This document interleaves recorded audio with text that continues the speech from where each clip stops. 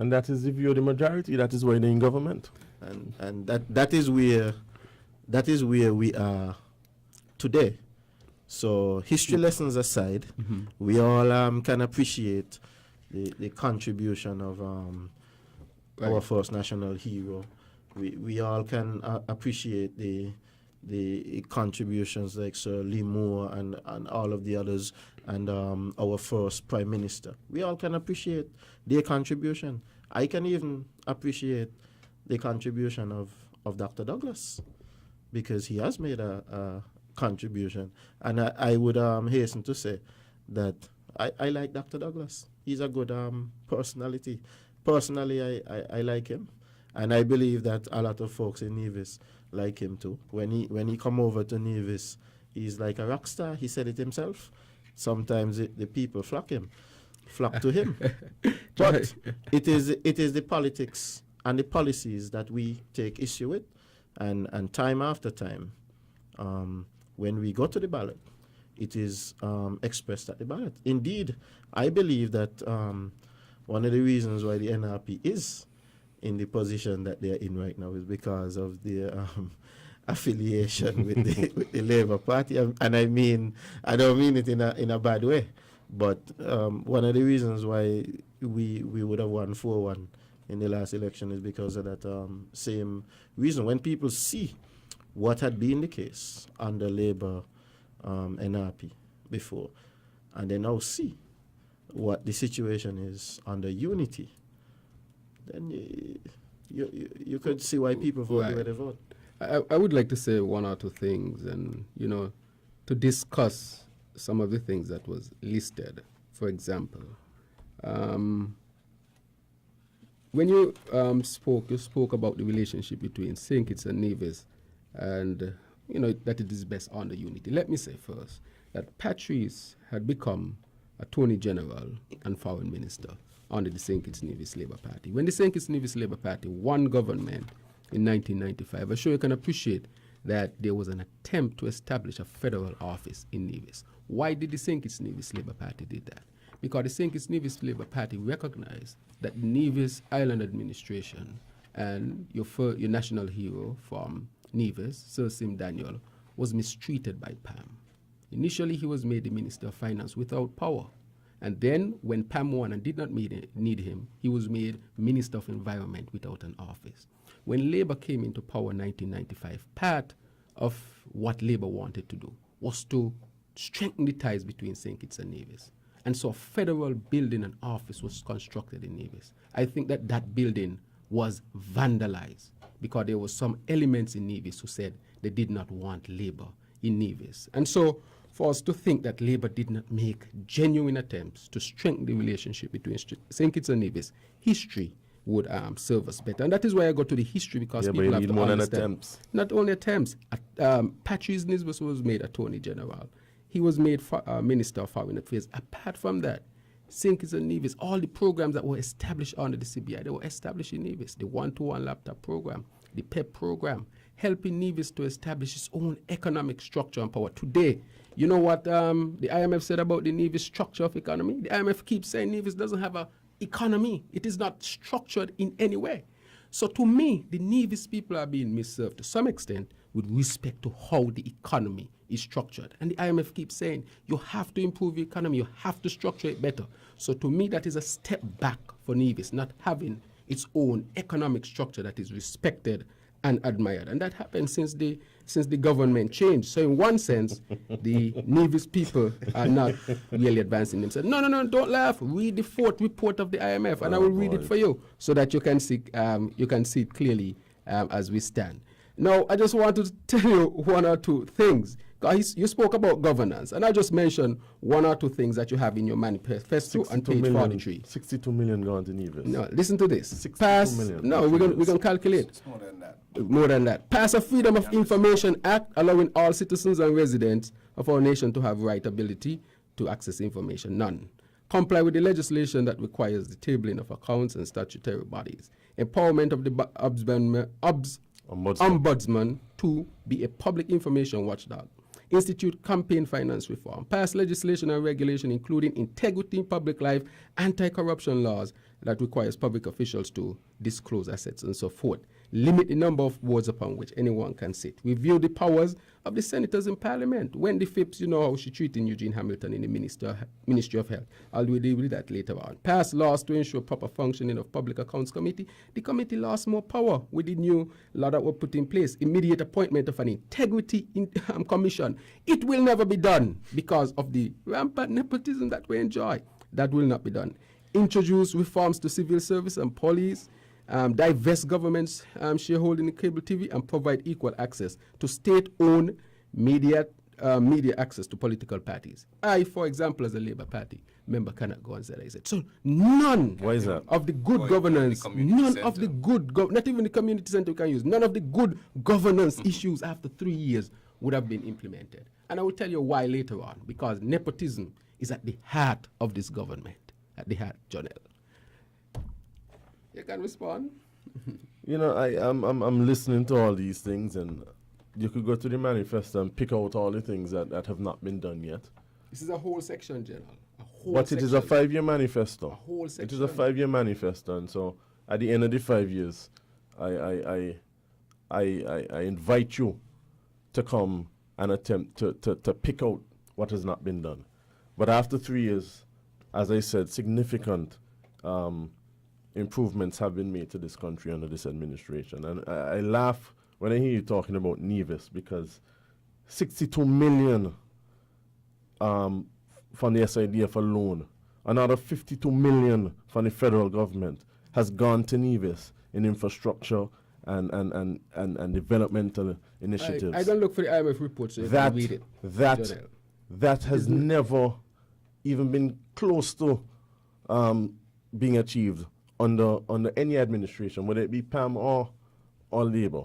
Prior to that, you talk about Sim Daniel. Sim Daniel was Minister of Finance under PAM administration, and as a matter of fact, PAM and NRP enjoyed a relationship for the first 3 terms, so it was not one of convenience.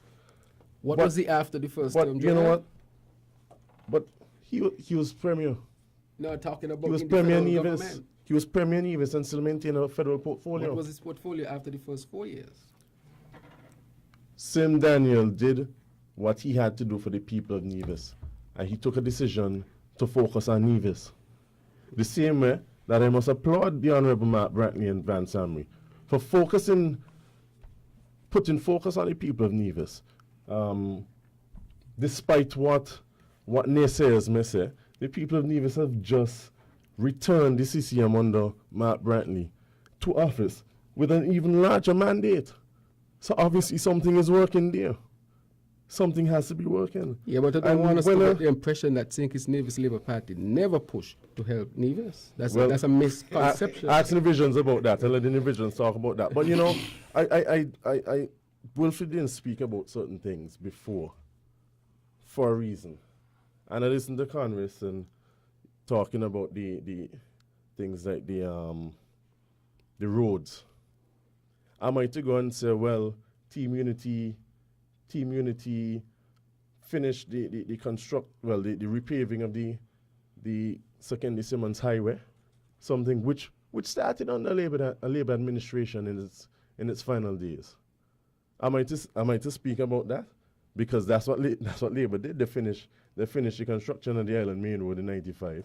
That had begun under the whole main road was to be done, and the project started under PAM. Do I need to talk about that? The problem that I have is that not necessarily what Labour did in its 20 years, but the manner in which it did things. And that is why Labour finds itself on the opposition benches today. It is not even so much what they did, but the way in which things were done in this country. The manner in which they went about doing the people's business as if it were certain people's personal business. And so that is why things are being done. You can see it. Things are being done differently under this administration. How, Jonel? You know, when I look at the for example, the construction of the redevelopment and construction of government buildings on Church Street, we were taking government assets which have been neglected over years so that rents can be paid to persons, and so that the government can acquire buildings for above market rates, and so that commissions can be kicked back to certain individuals. This is a government which does things properly. This is a government which does things in the best interest of the public person, in the best interest of the people. Generally, you haven't showed how. I think it's just words. How? I just showed you. I just made a comparison. The Sekis Nevis Labour Party was diversifying. We were moving a lot of a lot of the business and structures were already moving out of the center of Bastille. We were developing new centers of economic growth. Because what had happened, everything had... Wait, let me tell you. Everything had accumulated. It's all about what you were going to do. No, we had done it. It's all about what you were going to do. Okay, what about Bladens? You were going to do this. I think I'm going to step in here. I think everybody had a chance to respond. I will now step in here to have my chance to respond. And then we could have the... Mr. Maynard, I have some news for you. Oh, you're going to we have the newscast coming up. So just, I'll give you 30 seconds, and then we're going to break, and then we come back, we're going to go straight to you. Okay, well, let them finish then, because my thing is going to be more than 30 seconds. I know that. You know? I hope so. So I think they could just wrap up that little thing they had. I didn't realize that what was I would the tell time. Jonel when he talking about land and how the government did, as I wrap up this, there was a big song and dance before the election about the land for debt swap. I want to tell Jonel today that Hermitage Estate has been sold. First piece of land that I know of. La Valley has also been sold under the land for debt swap. We're going to have to leave it there, gentlemen. It's midday. When we come back, we'll get a chance to respond to Mr. Powell. Mr. Maynard, you'll get a chance to make your full presentation as we continue the debate on Inside the News. Thank you so much. You found the sound. 98.9. Win FM.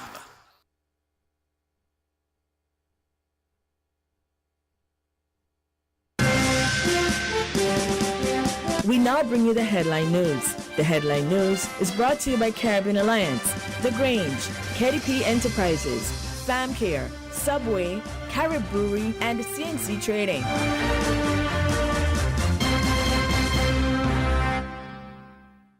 Come to Subway and eat fresh. Try our daily specials. That's right, we have a special every day at Subway. Come in today and eat fresh. Stay healthy. BioCare Lab says it's your hair, so wear it your way with Curls and Naturals Hair Care Solutions. Start it right with Curls and Naturals Texturizer Hair Softener. Infuse with Moroccan argan oil and maintain it with the Dream Curl Cream with honey and shea butter, all with daily moisturizing anti-fizz and shine serum. For locks and twists, nourish them with a curl-defining custard and see them grow. It's your hair.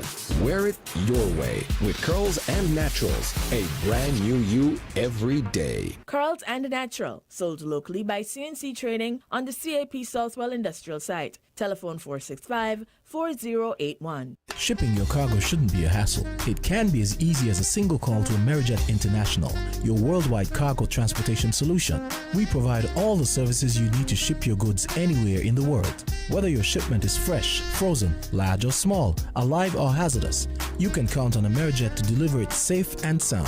Amerijet International, by land, sea or air. We get it there. For more information, visit us online at www.amerijet.com or call us at KDP Enterprises, telephone number 466-9595.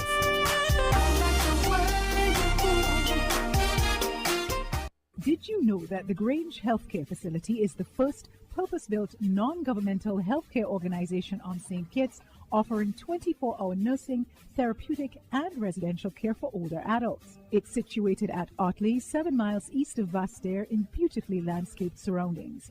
The Grange has a team of highly trained professionals and provides care that's rated as being comparable with UK and North American standards. The Grange offers varied accommodation to suit your individual needs, and our all-inclusive packages make the cost of care per hour the most competitive on the island.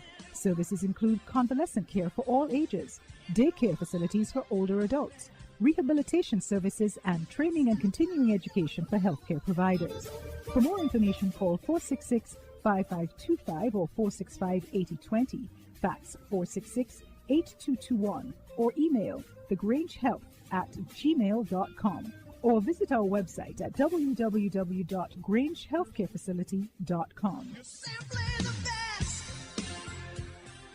Protect your lifestyle with Caribbean Alliance Insurance. Till you walk with a local reputation and service for second to none. Securing you is our mission. People that you can trust, your business, property, we got you covered. Motor or personal, whatever it is, we got you covered. 130 years in this business, we've got you covered. For all your insurance needs, visit or call us at 465-2631 or 469-5303. Dealey Walwyn, people you can trust. I want it cold, blue and gold, real beer, one of a kind. When you try, you can't deny one beer. It's on your mind, Carib. I need a real beer, yeah. I feel that special magic when I open the gold crown. Carib the beer for me, Carib the beer for you. Carib beer, you know we grow, beastly cold right on cue.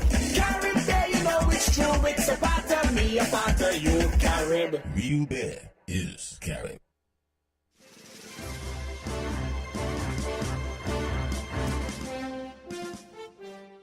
Five persons were injured after a collision involving a taxi bus and an island purified water delivery bus on the Frigate Bay Road in the vicinity of the Bobsey's Super Wings establishment on February 23rd. The injured included 3 visitors to the island and each driver of the vehicles involved.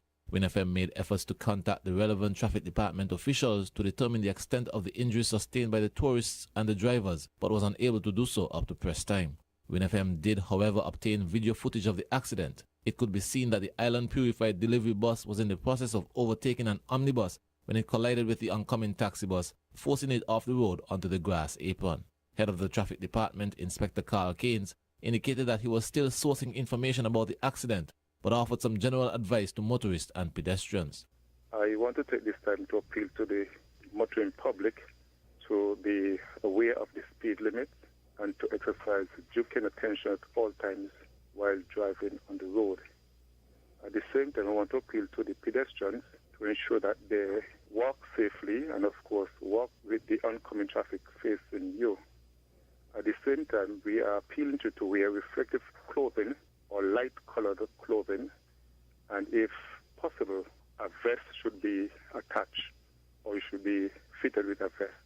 So what I find is that most of these accidents are caused by speeding on the road, and that is why the traffic department would embark upon the campaign of reducing speeding on the road with patrols, VCPs, and the presence of the police will be on the road to ensure that we curtail the speeding on the roads, because our whole aim is to save life and to ensure everyone is safe while they use our roadways. WinFM also understands that there was another accident on February 23rd in the vicinity of Ram's Supermarket in Camps. That accident involved a motor car and a truck. The driver of the car sustained some injuries and was taken to the JNF General Hospital.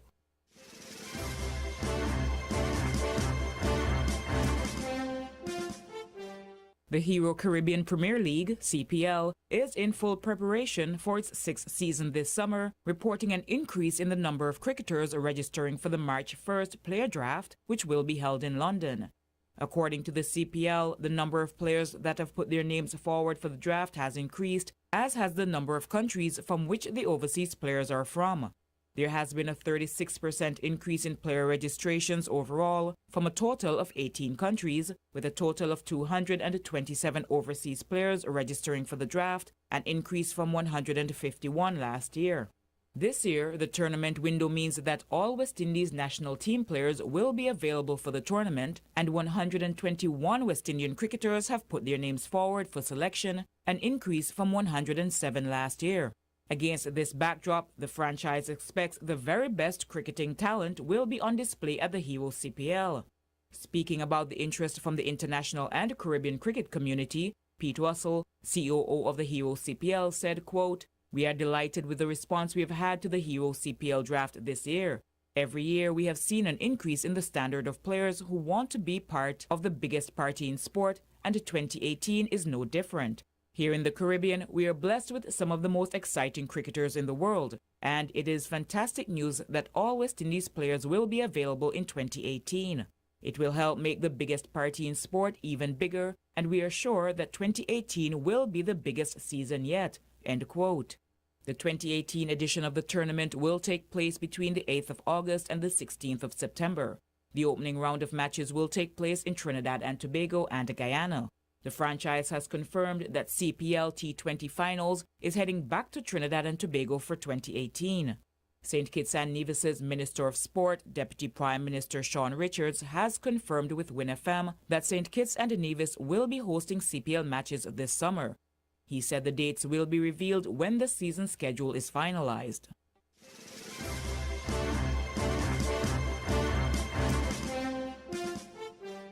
Following the devastation caused by Hurricanes Irma and Maria in September 2017, the UK government says it remains committed to helping Caribbean islands to build back better. The British government said to date it has provided £185 million in aid to the Caribbean, Commonwealth partner countries, and UK overseas territories. This includes £35 million in aid to hard-hit Dominica and Antigua and Barbuda, which has provided the island's communities with immediate humanitarian assistance, food, water, emergency shelter, roofing material, timber, hygiene kits, seeds, and fertilizer. The UK will also make £8 million available to promote hurricane and disaster resilience across the region and in individual countries. Coming off a recent visit to Dominica, British High Commissioner to Barbados and the Eastern Caribbean, Janet Douglas, said, quote, "The impact Hurricane Maria had on the Eastern Caribbean was devastating. I am proud that the UK is providing vital support to help the region's ongoing recovery. Hurricanes Irma and Maria illustrated the challenges small Caribbean islands face and the importance of helping these countries find robust and sustainable ways to combat such threats." End quote. Through the UK Caribbean Infrastructure Fund, UKCIF, the UK is additionally investing over £300 million in infrastructure across the Caribbean islands of Antigua and Barbuda, St. Lucia, St. Vincent and the Grenadines, and Jamaica to help increase resilience to natural disasters and the effects of climate change. This additional funding is intended to play a vital role in laying the foundations for growth and prosperity, reduce poverty, and create jobs and opportunities for the people of the Caribbean, all of which have been earmarked as high-priority areas in the run-up to the upcoming Commonwealth Heads of Government meeting set for London in 2018. In preparation for the 2018 transatlantic hurricane season, the British Navy vessel RFA Mounts Bay is currently embarking on a wider regional mandate to lend further support to recovering UK overseas territories and independent countries. The ship's captain, David Buck, has reaffirmed the commitment to be better placed to handle possible disasters this year by continuing to be ready on short notice to react to any emerging crises around the Caribbean.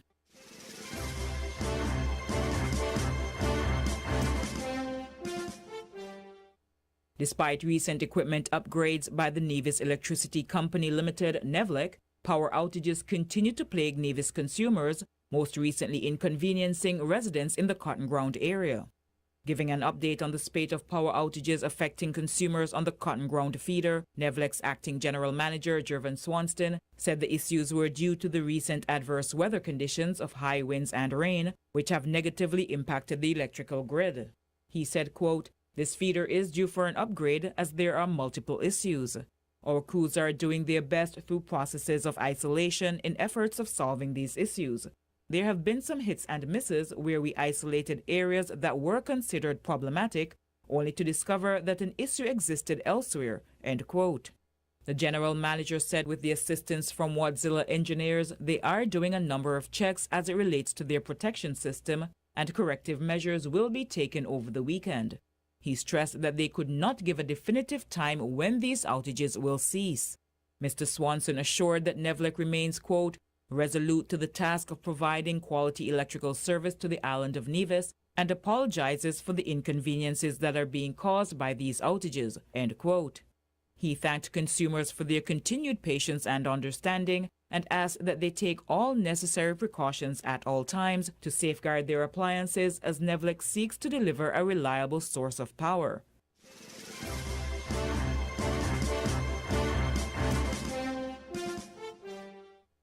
A mother and son on Nevis have been charged in connection to a house that police dismantled recently, which was allegedly being constructed from stolen construction material. On Sunday, several police officers were seen stripping a wooden home which was under construction on Marion Avenue, St. Paul's, and confiscating windows and other items from the structure. Police have since reported that they had been investigating a number of cases of larceny that occurred at several construction sites in Nevis between late January and just recently, where a number of building materials were reported stolen. As a result of their investigations, on February 18, police officers executed a search warrant on the premises of Marcella Foy, and a number of stolen items were recovered from a structure that was under construction. Both Mrs. Foy and her son Glenville Foy of the same premises were arrested and charged on Thursday for the offenses of larceny and receiving stolen goods. Police investigations into the matter are ongoing.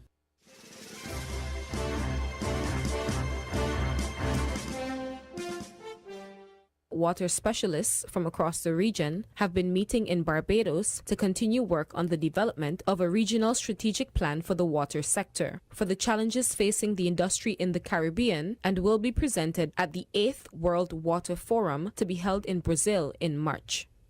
L. O'Reilly Lewis, Division Chief of the Economic Infrastructure Department of the CDB, said that the problem of inadequate water supplies is not simply an infrastructural problem. Governance has a major role to play in the equation.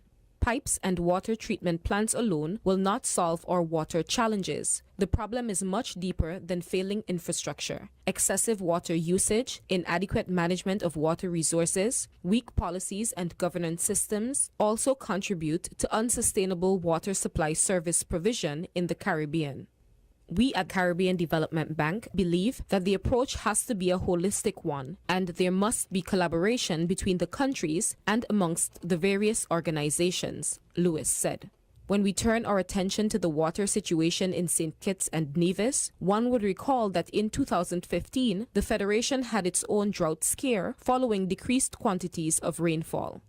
Manager of the Water Services Department, Denison Paul, speaking on WinFM 98.9, said at the time that water was being pumped from the Bastier Aquifer on a continuous basis to make up for the shortfall from the rainfall deficit.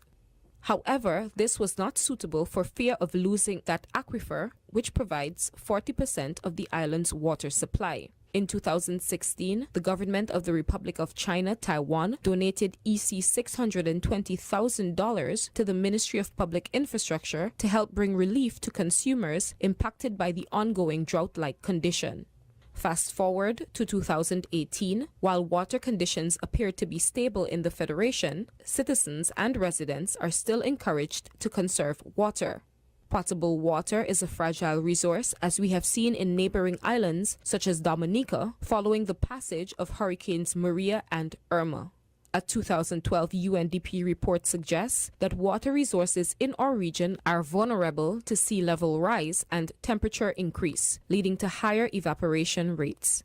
Primarily, the groundwater resources need to be maintained and protected. Adaptation measures would include rational use of available water enforced by the National Water Authority, controlled rate of pumping from aquifers, conservation of protective forests that allow a high rate of infiltration of rainfall to the aquifers, and the protection of groundwater from pollution sources.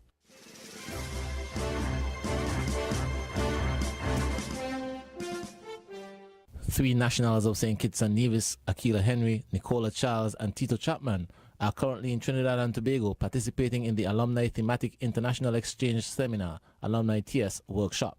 The operative theme for the February 19th to 23 workshop is Alumni in Action for Resilient Communities, Emergency Response and Disaster Preparedness.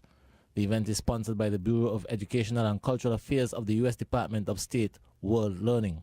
Over 40 alumni from U.S. government-sponsored exchange programs from the Caribbean are capitalizing on the opportunity to increase their skills in relation to emergency management, mental and public health, tourism, economic development, communication and technology, energy and science, education, youth engagement, city planning and engineering, construction, water and waste management, non-profits and other sectors that can support disaster planning and recovery. The workshop comes at a time when the regional territories are working concertedly to regain their footing after the impact of super hurricanes Irma and Maria.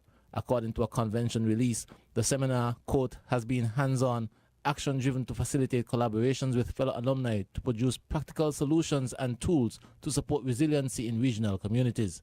As both a professional development workshop and a thematic seminar, alumni participants have been provided with knowledge about preparing for and responding to emergencies, and also skills inclusion, professional networking, and leveraging digital tools in disaster recovery. Through a variety of panel discussions, small group discussions, networking, and site visits, alumni have shared initiatives that promote resilient communities in the region and have strategized on how to engage communities through Alumni TS-funded small grants. End of quote.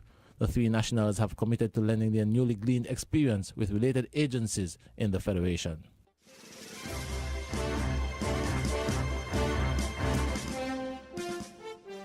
We now bring you this international report. It was April 14th, 2014. 276 teenage girls were taken from their school in the middle of the night. Some of the girls were able to escape in the hours that followed. It happened in the town of Chibok in Borno State, northeast Nigeria. They were captured by the terrorist group Boko Haram. Several weeks later, Boko Haram leader Abubakar Shekau released a video claiming responsibility for abducting the girls and threatening to sell them as slaves. Bring back our girls now! With international outrage mounting, protests began over the Nigerian government's failure to bring the girls home, and a social media campaign, #BringBackOurGirls, was launched. A month later, the hashtag had been tweeted over 1 million times by people around the globe, including politicians, celebrities, and then First Lady Michelle Obama. 1 year after the girls were taken, in April of 2015, Muhammadu Buhari won Nigeria's presidential election and vowed to curb Boko Haram's violence. Another year goes by. In April 2016, CNN obtained a proof-of-life video sent by their captors showing 15 of the girls. We shared it with several of the girls' mothers, some tearful moments as they recognized their daughters. In October last year, the Nigerian government announced some of the girls were freed after negotiations with Boko Haram. I was there when 2 months later, those 21 girls finally returned to Chibok and reunite with their families. The room almost vibrating with the sound of unbridled joy.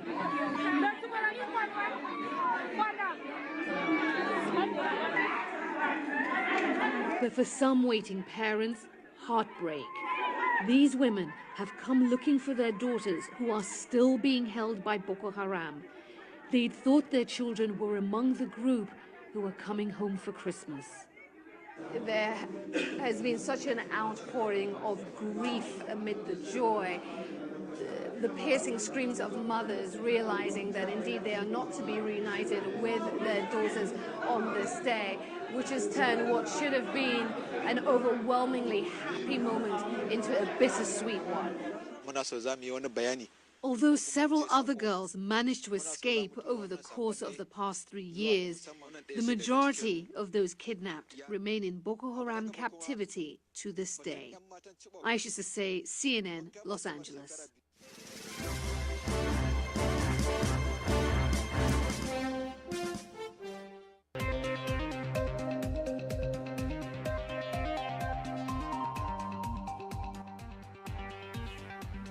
Welcome to the Caribbean Technology Roundup for the weekend of the 23rd of February 2017 with host Russell Williams. Jamaica taps the Universal Service Fund to get Technology Advancement Program underway. The Government of Jamaica's Technology Advancement Program, TAP, is gathering momentum with the recent staging of an orientation session for participants in the island-wide program. Under TAP, 1,000 young persons between the ages of 18 to 35 will receive training and practical experience in information communication technology over a 12-month period. The training program is being spearheaded by the Universal Service Fund, an agency of the Ministry of Science, Energy and Technology. Speaking at Wednesday's orientation opening ceremony, Minister of Science, Energy and Technology, Dr. the Honourable Andrew Wheatley, said TAP is just one way his ministry is helping to equip young Jamaicans with the skills needed to participate in the ever-growing global digital economy. Minister Wheatley continued, ICT is a multi-billion-dollar industry which also enables practically every other line of business. Through TAP, persons with various levels of ICT exposure will increase their earning potential in the field of ICT, whether as entrepreneurs or through gainful employment within the industry. He added that the program forms part of the USF's mandate under the Telecommunications Act to create a knowledge-based society through training for vulnerable groups, particularly young people. Benefits under TAP will be multifaceted, as participants will also provide much-needed human resource support to the Government of Jamaica in a bid to accelerate the ongoing digitisation process. There's a lot of data in ministries, departments and agencies which we are not able to utilise as it is not in a format that makes it easy to analyse. With this information properly collated, analysed and at our fingertips, we will be able to make better informed decisions in everyone's best interest. Minister Wheatley said such data can help inform policies and programmes and drive economic growth. Training under the Technology Advancement Programme will commence in February. Caribbean spectrum management could lower costs for broadband services, says the CTU. The Caribbean Telecommunications Union, CTU, says that once properly managed, licensing the use of spectrum could generate millions of dollars for Caribbean governments. As part of its mandate to manage regional coordination in the area of spectrum management, the CTU recently held a meeting of its Caribbean Spectrum Management Task Force to coordinate the rollout of the Caribbean Spectrum Management Strategic Plan 2018. The task force is made up of various government policy officials across the region, regulators, academia, operators and industry players, all supported by international experts. During the meeting, the various parties agreed that collaboration would enable regulatory and procedural changes that could result in cost reductions for mobile broadband services. In turn, these significant cost reductions will promote the adoption and usage of broadband and the advancement of the region into the digital economy. The news aligns itself with the CTU's recent initiative to create a single ICT space in the Caribbean. Through the use of wireless communications enabled by spectrum use, the union says that broadband development is vital to creating an ICT borderless space that will strengthen economic competitiveness and promote sustainable development. Speaking on the event, Bernadette Lewis, Secretary General of the CTU, said the aim was to build a regionally cohesive, technically efficient and sustainable spectrum management regime that proactively meets the region's requirements for broadband and socio-economic development and supports the establishment of a single ICT space in the Caribbean. Attendees of the meeting included the International Telecommunications Union, Inter-American Telecommunications Commission, Federal Communications Commission, GSM Association, University of the West Indies and the International Amateur Radio Union. The GSMA has claimed spectrum policies in Latin America are having an impact on the quality of mobile services in the region. In its report, Effective Spectrum Pricing in Latin America, Policies to Support Better Quality and More Affordable Mobile Services, the GSMA looked at pricing of spectrum across 15 countries in Latin America. It found pricing decisions by regulators can have a negative impact on mobile deployments and quality of service. Jamaica's draft Science, Technology and Innovation Policy to be placed before Cabinet. Science, Energy and Technology Minister Dr. the Honourable Andrew Wheatley says that the draft of the Science, Technology and Innovation ST&I policy will be brought to Cabinet in 2 weeks for its consideration. He said that following Cabinet's review and approval, the policy will proceed to the parliamentary process.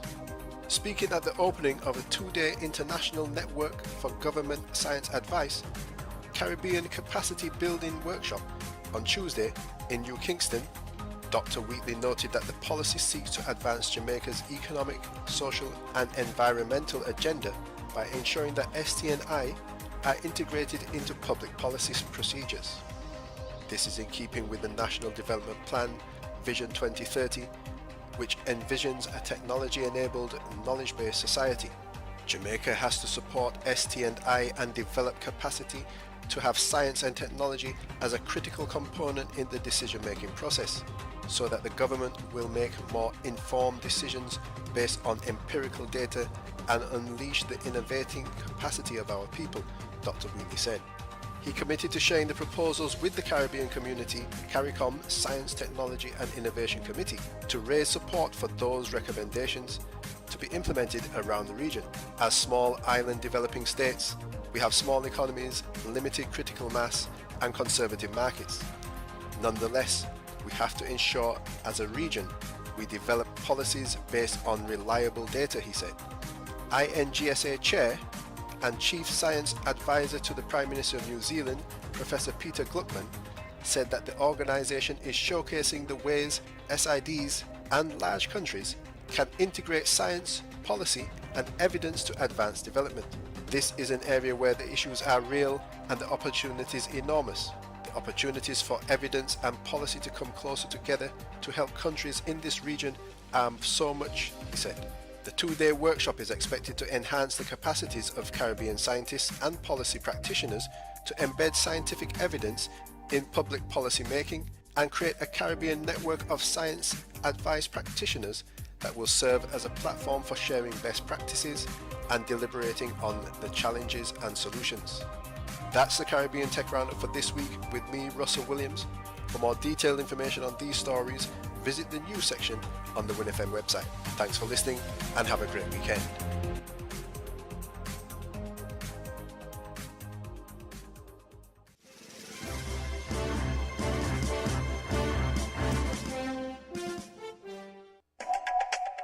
I want it cold, blue and gold, real beer, one of a kind. When you try, you can't deny one beer. It's on your mind, Carib. I need a real beer, yeah.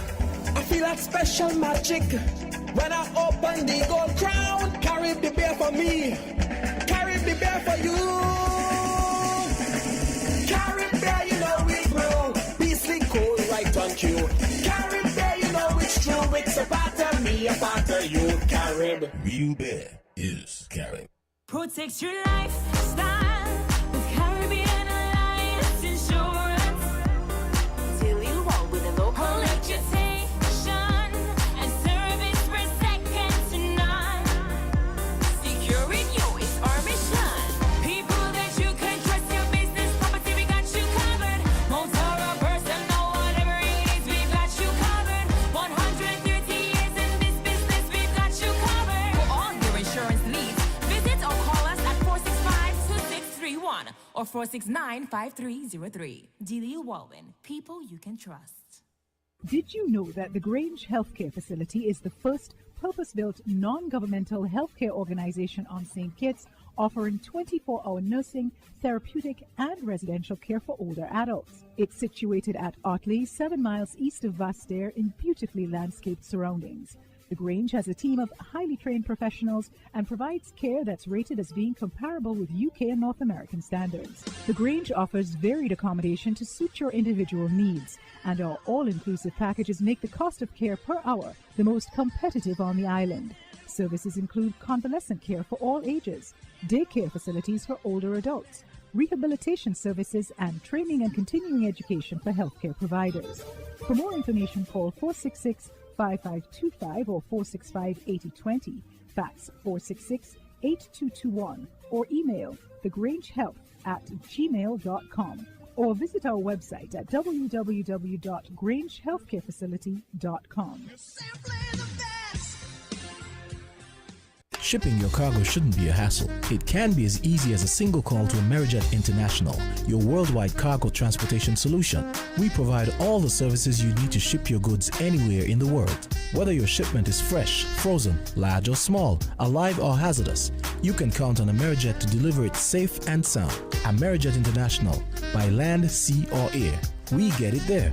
For more information, visit us online at www.amerijet.com or call us at KDP Enterprises, telephone number 466-9595.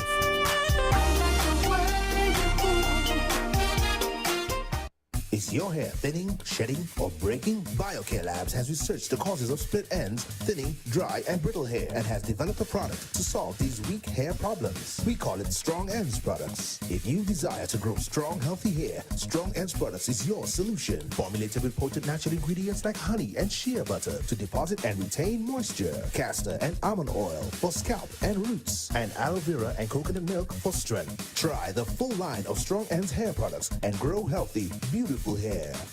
Strong Ends, sold locally by CNC Trading on the CAP Southwell Industrial Site. Telephone 465-4081. Come to Subway and eat fresh. Try our daily specials. That's right, we have a special every day at Subway. Come in today and eat fresh. Stay healthy. We're different. We're 98.9. 98.9. Win FM.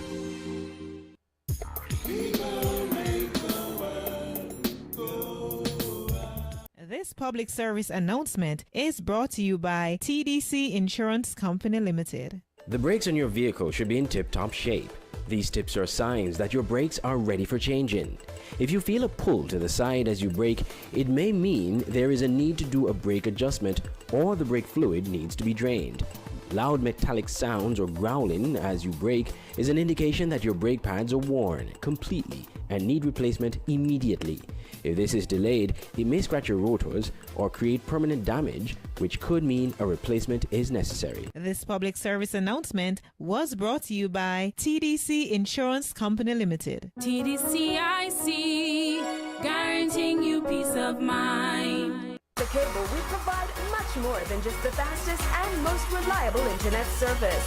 We fill the homes of all our customers with joy and laughter. Our services connect friends and keep families together. With the most extensive fiber optic network, we ensure that you can enjoy the things you love with the people you love. Whether it's catching up with family or old friends, or simply just enjoying your favorite TV shows, people choose the Cable because quality shows. It's a new day at Digicel, so stick around for the fun as we continue to give you more. Don't want to miss that movie or game? Now you can take your TV wherever you go. When you buy a Quick Pick bundle, you'll get access to the PlayGo TV app subscription free and 1 hour free PlayGo data streaming every single day. So you can watch your favorite TV shows, movies, or live sports without using any of your data. So go to the My Digicel app and buy a Quick Pick bundle to start watching on the go. Only with Digicel.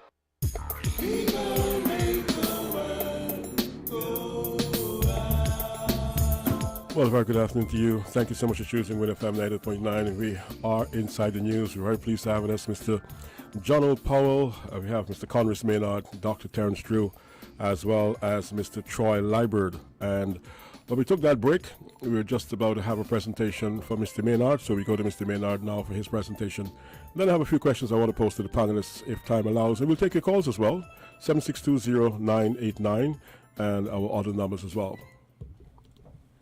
All right, thank you, Mr. Backus, and welcome back to the listening public. We did have a lively discussion while we were listening to the news in here, so I'm going to keep it going. I will respond to a couple of things that I heard in the beginning section. Mr. Troy Liburd, who he says he's my good cousin. I do have roots, plenty roots in Nevis. Half of me is from Nevis, so I don't necessarily consider myself just a Kittitian. I consider myself a citizen of St. Kitts and Nevis. I spent summers and so on with my grandmother in Ramsbury and so on. So half of me is from Nevis. My grandfather, actually, my father's father, is also from Nevis, so I have it both ways, both on my mother's and father's side. But it's interesting to hear from Mr. Liburd, who's saying that the Team Unity government is benefiting Nevis, in his opinion. And under the present arrangement, we will not be surprised that the Tim Harris coalition will go to every great extent to ensure that he keeps his Nevis partners happy. And so I am not surprised by the partner there saying that they are happy with the arrangement. However, in St. Kitts, is a totally different cry. Even the partners within the Unity Coalition are not saying that they're happy. I mean, we had recently concluded Carnival where prominent supporters of the PAM faction were vehement in their opposition to the way in which Team Unity has been governing with respect to their interests. Now, I want to touch on some stuff that Jonelle threw out here, and I must react very, very strongly. He spoke about some of the achievements. Removal of VAT. Now, this is a nice headline, but if you look at it, VAT had been removed on most of food already before there was the final removal of VAT on the remainder items. In fact, the government then had gone further than just removing the VAT. The government removed the VAT as a response to our campaign initiative. No, there was... Come on, when was it done? No, in the last days, in the final days, it was first done. of all, there was in some response foods that never had commitment. VAT in the first place. And there were some others that were added. But apart from that, the Labour administration went further and removed not only the VAT on some of these items, the supplies and food, but removed the duties and custom service charge as well. You spoke of very important in the last days. You spoke of the $16 million for the sugar workers. Now, this was basically based on a falsehood that the sugar workers were not paid $16 million. No, we never said that. No, wait, I'm not saying you, but your leader, Mr. Timothy Harris, never said they were never paid. Said that, yes, and I can, I'll bring it up for you. Where in 2008, he went on record to say that the sugar workers had been paid all of their monies and had been paid their full amount and the higher of the two calculations that were made. He said that the PAM party, Lindsey Grant in particular, was perpetuating a falsehood that persons were not owed 60 million. So it was just because of the marriage of convenience that he had turned face now to say that the workers needed the $16 million in workers. So yes, you eventually turned it into a gratuity payout because it was never actually something that was owed to the workers rather than something you decided to do as a political, part of the political gimmickry to appear that something was taken from them when it wasn't really the case. You spoke about the tourist numbers being increased. Now, you are in a 3-year administration. It is unthinkable that this administration can start to take credit for any of the tourist plant or tourism plant that was established by the St. Kitts and Nevis Labour Party over 20 years. We all know how the tourist plant works. It is under the St. Kitts and Nevis Labour Party that the second pier was already good to go. So why wasn't it done? Wait. And it comes back to what I said earlier. It's always you were Mr. going to Powell, do. I had given you an opportunity to No, we're rebut the debating. points. We're I know, debating. but I gave you an So go opportunity to ahead. rebut the points. Why it wasn't done? Obviously, there's timing. It was being done, and an election happened, and so it was not finished or started at the time of the election. No, we're talking. It was. However, it is now 3 years delayed, and 50% more money is going to be spent than originally was going to be spent. I can go into details of that, but I want to And just who are the respond partners to, in that project now? Hold on, I want to respond Locals. to all of the points of that because we will stay here all day. You spoke about the enhancement of the CBI. Now, I really have to chuckle at this one. I challenge you to bring any statistics that in the first 3 years of this administration, that the CBI program has been better under this administration than it was in the last 3 years of the St. Kitts and Nevis Labour Party administration. In 2014 alone, that program brought in $300 plus million to our treasury. I'm not talking about the SIDF, because at that time it was number one. In addition to that, not only was it number one, it was the most expensive program. So here you have the most expensive program in the Eastern Caribbean competing with all of the other territories that are less expensive and doing much better, bringing in much more money in 2014. Hold on. How many other countries are now offering the program? And after 2014, no. 2015, the issue program with that, was on the brink of being shut down. Absolutely not. The issue, though, even though you may have one or two additional programs that have joined, none of them are the ones that are taking the significant revenue from St. Kitts and Nevis. If you say that, then you really don't understand the program. It has been those that have been there at the time when the election was lost. That is Antigua and Dominica. Now, apart from that, let's look at what happened in last year, 2017. Your ability to bring funds into the Treasury dropped more than 50% to just over $100 million. That is not an enhancement of a program, and that is now the reason why you have been forced, because of your mismanagement of how this industry works, that you have a product that people are willing to spend $400,000 for or $250,000 for, that we were able to be number one, bring in over $300 million to the country. Now you have to slash it in half just to get those people to come back. Congress, now, naturally, when you you sell really something, don't understand this program. when you sell something, maybe a Gucci bag or something that worth $400, and you slash the price, well, a lot of people can start to run back, yes. But you have devalued your product because of your inability to keep the standard where it was. But I want to go on to some of the other things that you think is a you Gucci had bag said. you're dealing with, but this is a real life situation. Right.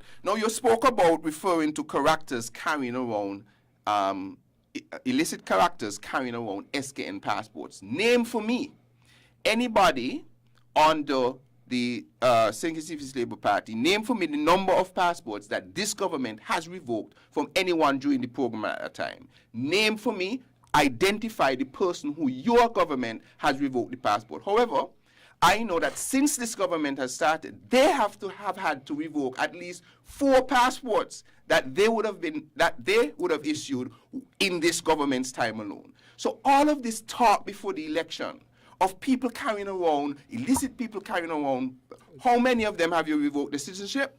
And how many of them have you revoked their passports since you have cleaned up the product? If it was so bad and you had so many illicit actors, why is this government not revoking the passports as they have done persons who gathered passports under this particular administration? Let's move on you asked to me the next question. point. You want me to respond to you? Yes, name the person who citizenship has been revoked and passports have been revoked. While I do not have specific statistics in You have front to have- of me, as you don't, I can tell you that a number of passports have been decommissioned under this administration. Right. So a number of passports have been decommissioned. yes, and a number of them.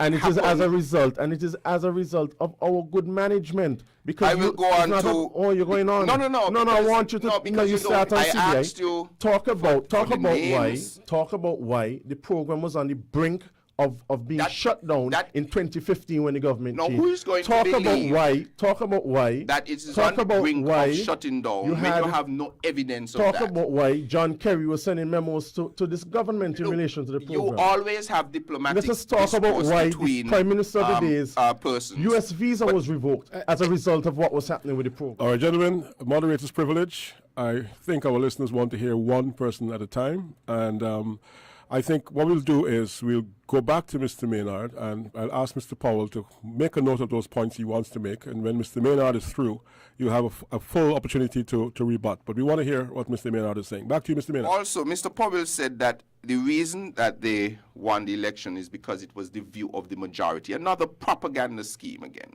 Look at the figures of the last election. The St. Kitts Nevis Labour Party in St. Kitts alone mustered the majority of votes in the election. It is only because of our skewed boundaries why you were able to win the election by 40 votes. That's a fact, Let's just look at the facts. Skewed boundaries. Yes, these boundaries are absolutely skewed. Mr. Jew here, Dr. Jew here, is in a constituency of near 6,000 6,000 voters. And Sandy Point doesn't have 3,000. Sandy Point doesn't have 3,000. There is a skew. Why do we even have to debate that? But anyway, I'm saying. So why won't they change? It is. I can get to that. Why didn't Labour Party change them? I can't believe you're asking that question. I know you're new, but you can't be that new. Why did the Labour administration not change them? This is what I'm saying. We received and have for the last umpteen years the majority of voters in St. Kitts and Nevis. It's a federal election. Let me go. Let me go finish his further. point, John. Let him finish. St. Kitts and Nevis NRP votes put together still amount to a majority in this country. So it is factually correct to say that more people in St. Kitts and Nevis, people pound for pound, prefer a Labour Party administration. Next, you spoke of the road project. Now, this has really touched the hearts of persons who live in that part of the constituency. Since I've been here, I've gotten 2 messages already to deal with that issue. They are clear in their minds that at no time was it in a whole country project to resurface the whole road. For years upon years, it always stopped in Sandy Point. For years upon years, they got cable last, they got water last, they got telephone last, they got hot lunch last. Everything was last in that part of the community. And then you wonder why Dr. Douglas won by 90-something% in the last election? Because an administration had decided to neglect a section of the people of St. Kitts and Nevis. A section that benefited the most on the PAM administration? What? So, in wrapping up this first part, a number of your governance issues where you came to power on, for instance, good governance, transparency, and so on, none, 0, have been done. They're writing the manifesto here? The first 3 years. And those were the easiest to start to get done. Easiest.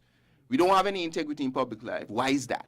There is a bill that is there that was passed just before the government change, already passed, which would enforce myself and other members who are parliamentarians and public officials to declare everything that they have, how they get it, where they get it from.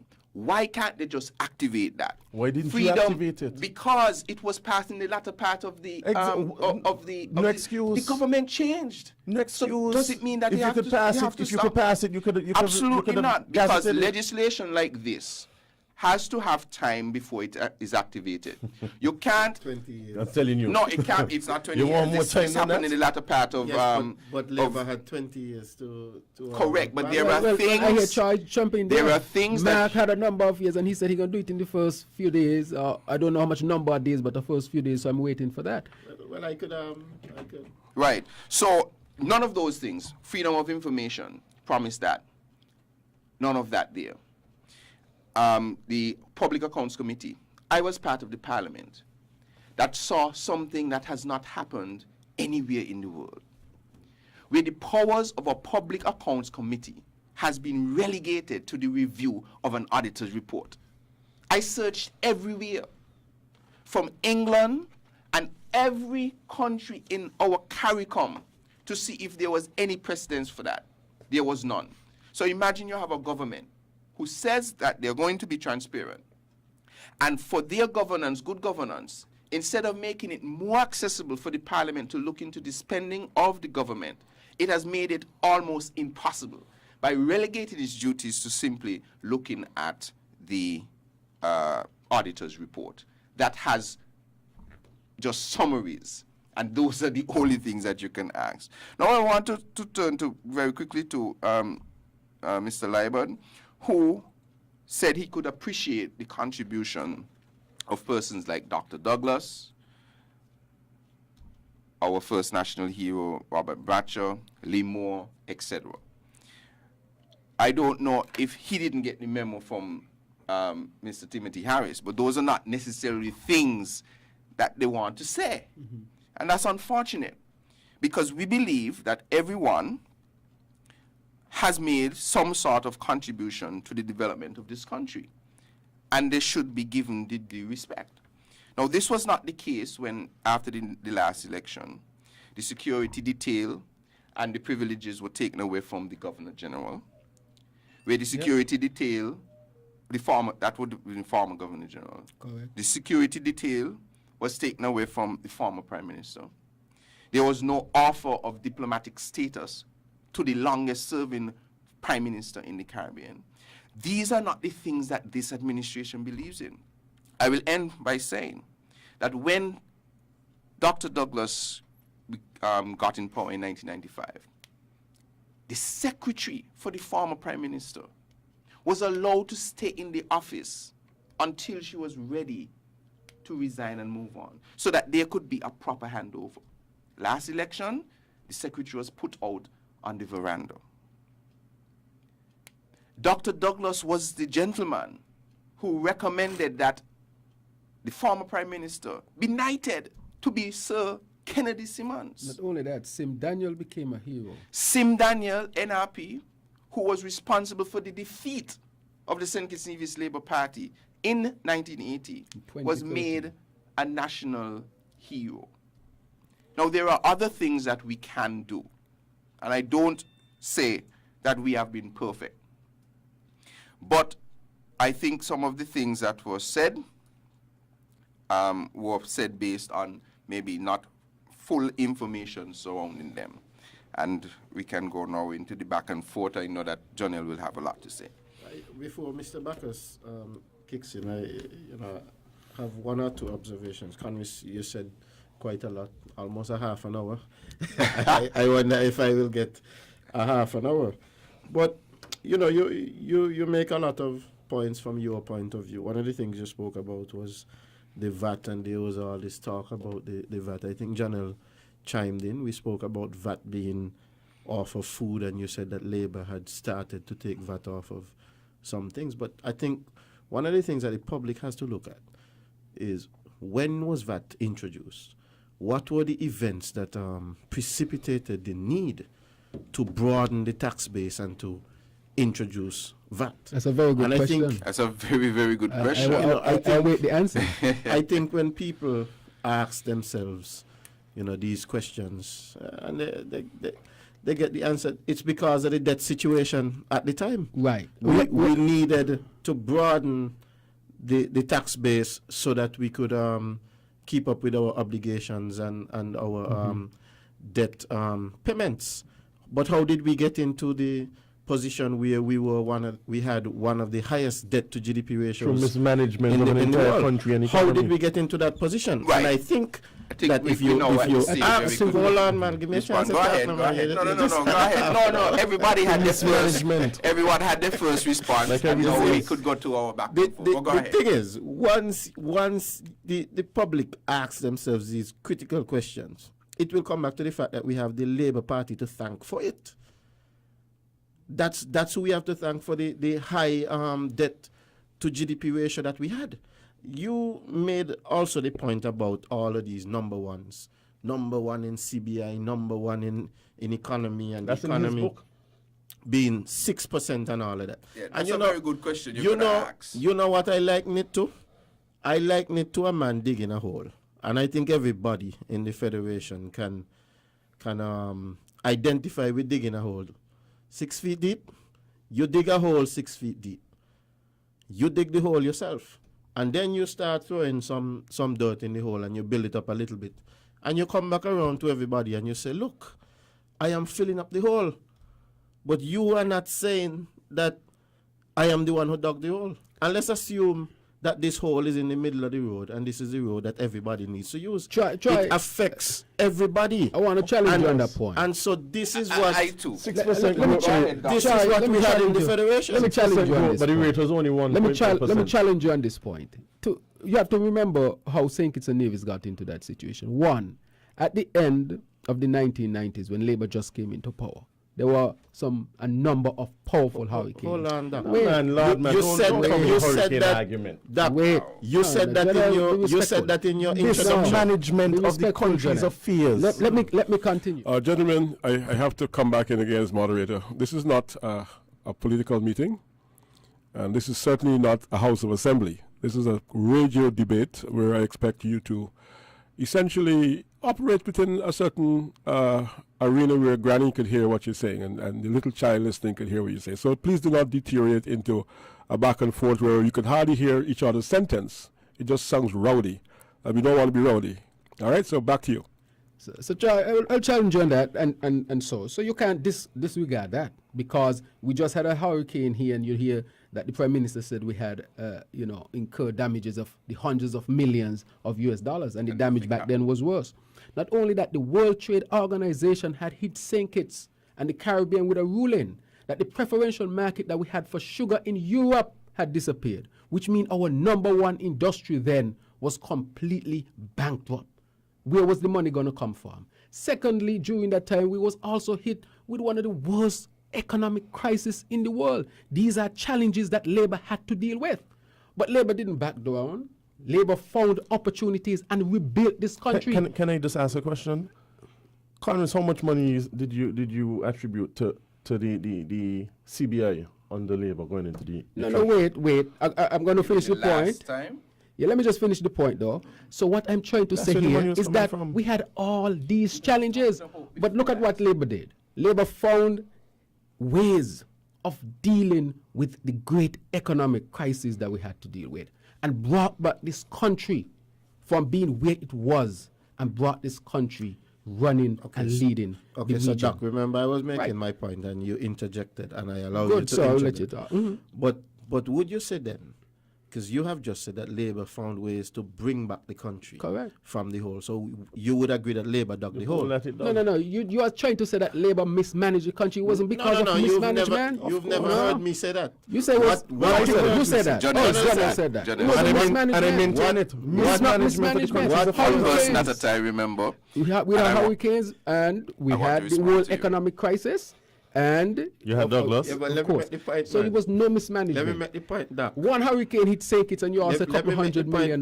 We had both 5 hurricanes, Jonelle. A world economic crisis when America sneezed, we catch pneumonia, and a World Trade Organization that crushed our sugar industry. And we brought back our country. Go ahead, Troy. The simple point I'm trying to make is this: that Labour dug the hole, and then Labour said that it's going to find ways to throw a little dirt to fill up the hole. So I want to respond to that. I want to respond. Would you allow me to respond to the hole? Let me make the point first, man. Right? So the way that was found to deal with this hole that was dug is the CBI. And in the later years of the CBI, the 2011, 2012, 2013, the CBI started to do really well. Nobody doubts that. You said that the CBI brought in over 300 million, it is, directly into the Treasury. Those would be the processing fees and so on. Mm-hmm. And then you had the funds that were still going into the SIDF. But what was the result of it? The result of it was that we had the advisory by FinCEN, because of some of the practices that, some of the folks that were being allowed to enter into the system. Some of the people who were getting passports then. I was in Canada. I was in Canada.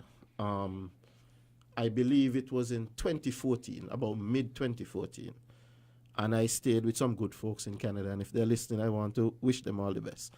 And what the lady who I was staying with said to me, that Canada is going to revoke the visa-free travel for citizens of St. Kitts and Nevis.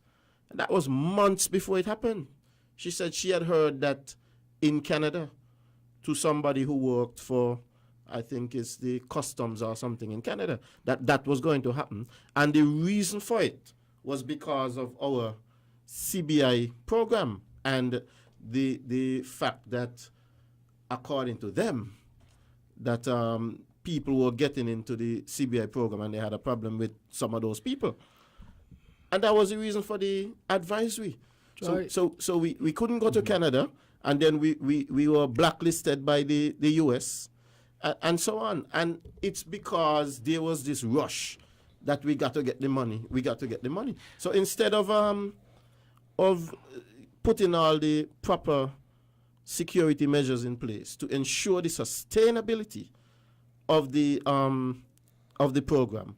We rushed for the money, and we put ourselves in a situation where the program became compromised after a while. No, go ahead, Mr. Backus. Sorry, I want to cut you off, but Mr. Backus, should I hold my comments on the CBA for particular? No, you can hear it all. No, you have an open debate. But I want to respond to Troy on the 2 points, the whole and the CBI. When the analogy you gave, what some people would see as a whole shows me the limitation in their side to realize it's a foundation. Because if you were to build a house, you have to dig a hole to lay your foundation to make sure that that house can stand up. And so what certain people would not have seen is that in the 90s, Labour had taken a decision that we are going to build this country. It is going to mean that we have to incur some debt. But luckily, in 1975, our first national hero had given us the opportunity to have an asset that we can use as the leverage and collateral to do that foundation. It was not just out of a wishy-washy wishing, thinking, oh, let's do this. It was a plan, a foresight that said, hey, my people need housing. How am I going to get the money? I can't borrow that type of money from there. I can't, I don't have this resource, I don't have that resource. But I have our land. Let us use that land as to mortgage building the homes for people. That same land was used to assist the sugar industry until it became a right time for the country to move away from sugar. The Labour administration had to, at the time, find some way to sustain those thousands of workers that were in the system. And not until the Labour Party felt that it was ready to diversify would it then close that industry. We had to find something to pay for that. The beauty of it is that here you have dug this this foundation that you have now poured concrete in and steel, and then you start to build. And imagine a country like ours, within 20 years, as you say, was able to, at one point, have a very high debt, and in very short order, was able to remove that debt, such that right now, and in 2015, before we left office, at the disadvantage of hundreds of people, the debt do we forget the haircut? During just before the last election, was reduced to under 100%. I think at the time of the election, it was about 80 or 70% of GDP. Imagine that. A small country, and so much so, it was so impressive that the Commonwealth had invited our Prime Minister to advise small states around the world of how to manage, how to use debt to build a country and manage such that you can move allow me to jump in here. That was the first. That was the first one. Well, I needed to respond to the second one. Hold on, before you go off topic. Before you go off topic, I'm confused because at one point, Dr. Drew is saying the hole was as a result of hurricanes. But and now, hold on, guys. Hurricanes, economic crisis, and World Trade Organization. Yes, and all of those things, in order for you to think, you had to build in order to resist against those things. Hold on, the hurricane, you said... But quote me well, Jonelle. You said that the economic situation was because of hurricanes? Yes. World Trade, the World Trade Organization's decision. The sugar right. industry. And the World Economic and the World Economic That was crisis. the economic position. Hold on, Congress, hold on. All these things happened in the 2000s. No. Guys, the hurricanes in the later 90s. Guys, no, let me talk, no, man. Let me talk. You're now saying, no, this is an addition. Congress, allow me to speak, please. It's not different. You are now saying that the Labour administration purposely dug a foundation. I quote you, a foundation. Come on, guys. The national debt that was run up under the Labour administration was due to mismanagement of our resources. You talk about housing. The problem with the housing was not that people were getting houses, was that the housing was not affordable. You had unaffordable homes being built that people couldn't pay for and haven't been paying for. That is where the debt went into. That's a significant portion of where the debt went into. There are persons who received, and that's the problem. When we politicize things, in this country, we had the CHA first and it then went into the NHC. So let's get that straight. I kind of got the impression that there was nothing before the NHC. There was the CHA and first. his labor who formed Hold on. There's the CHA first. But the point I'm making is this. The whole basis for those programs was to allow persons, indigent people, if you read the legislation, indigent persons and persons in a certain economic bracket to be afforded opportunities for housing. And I think it was a brilliant initiative in the beginning. It was formalized into the NHC under the Labour administration, but it was the execution and mismanagement of the program.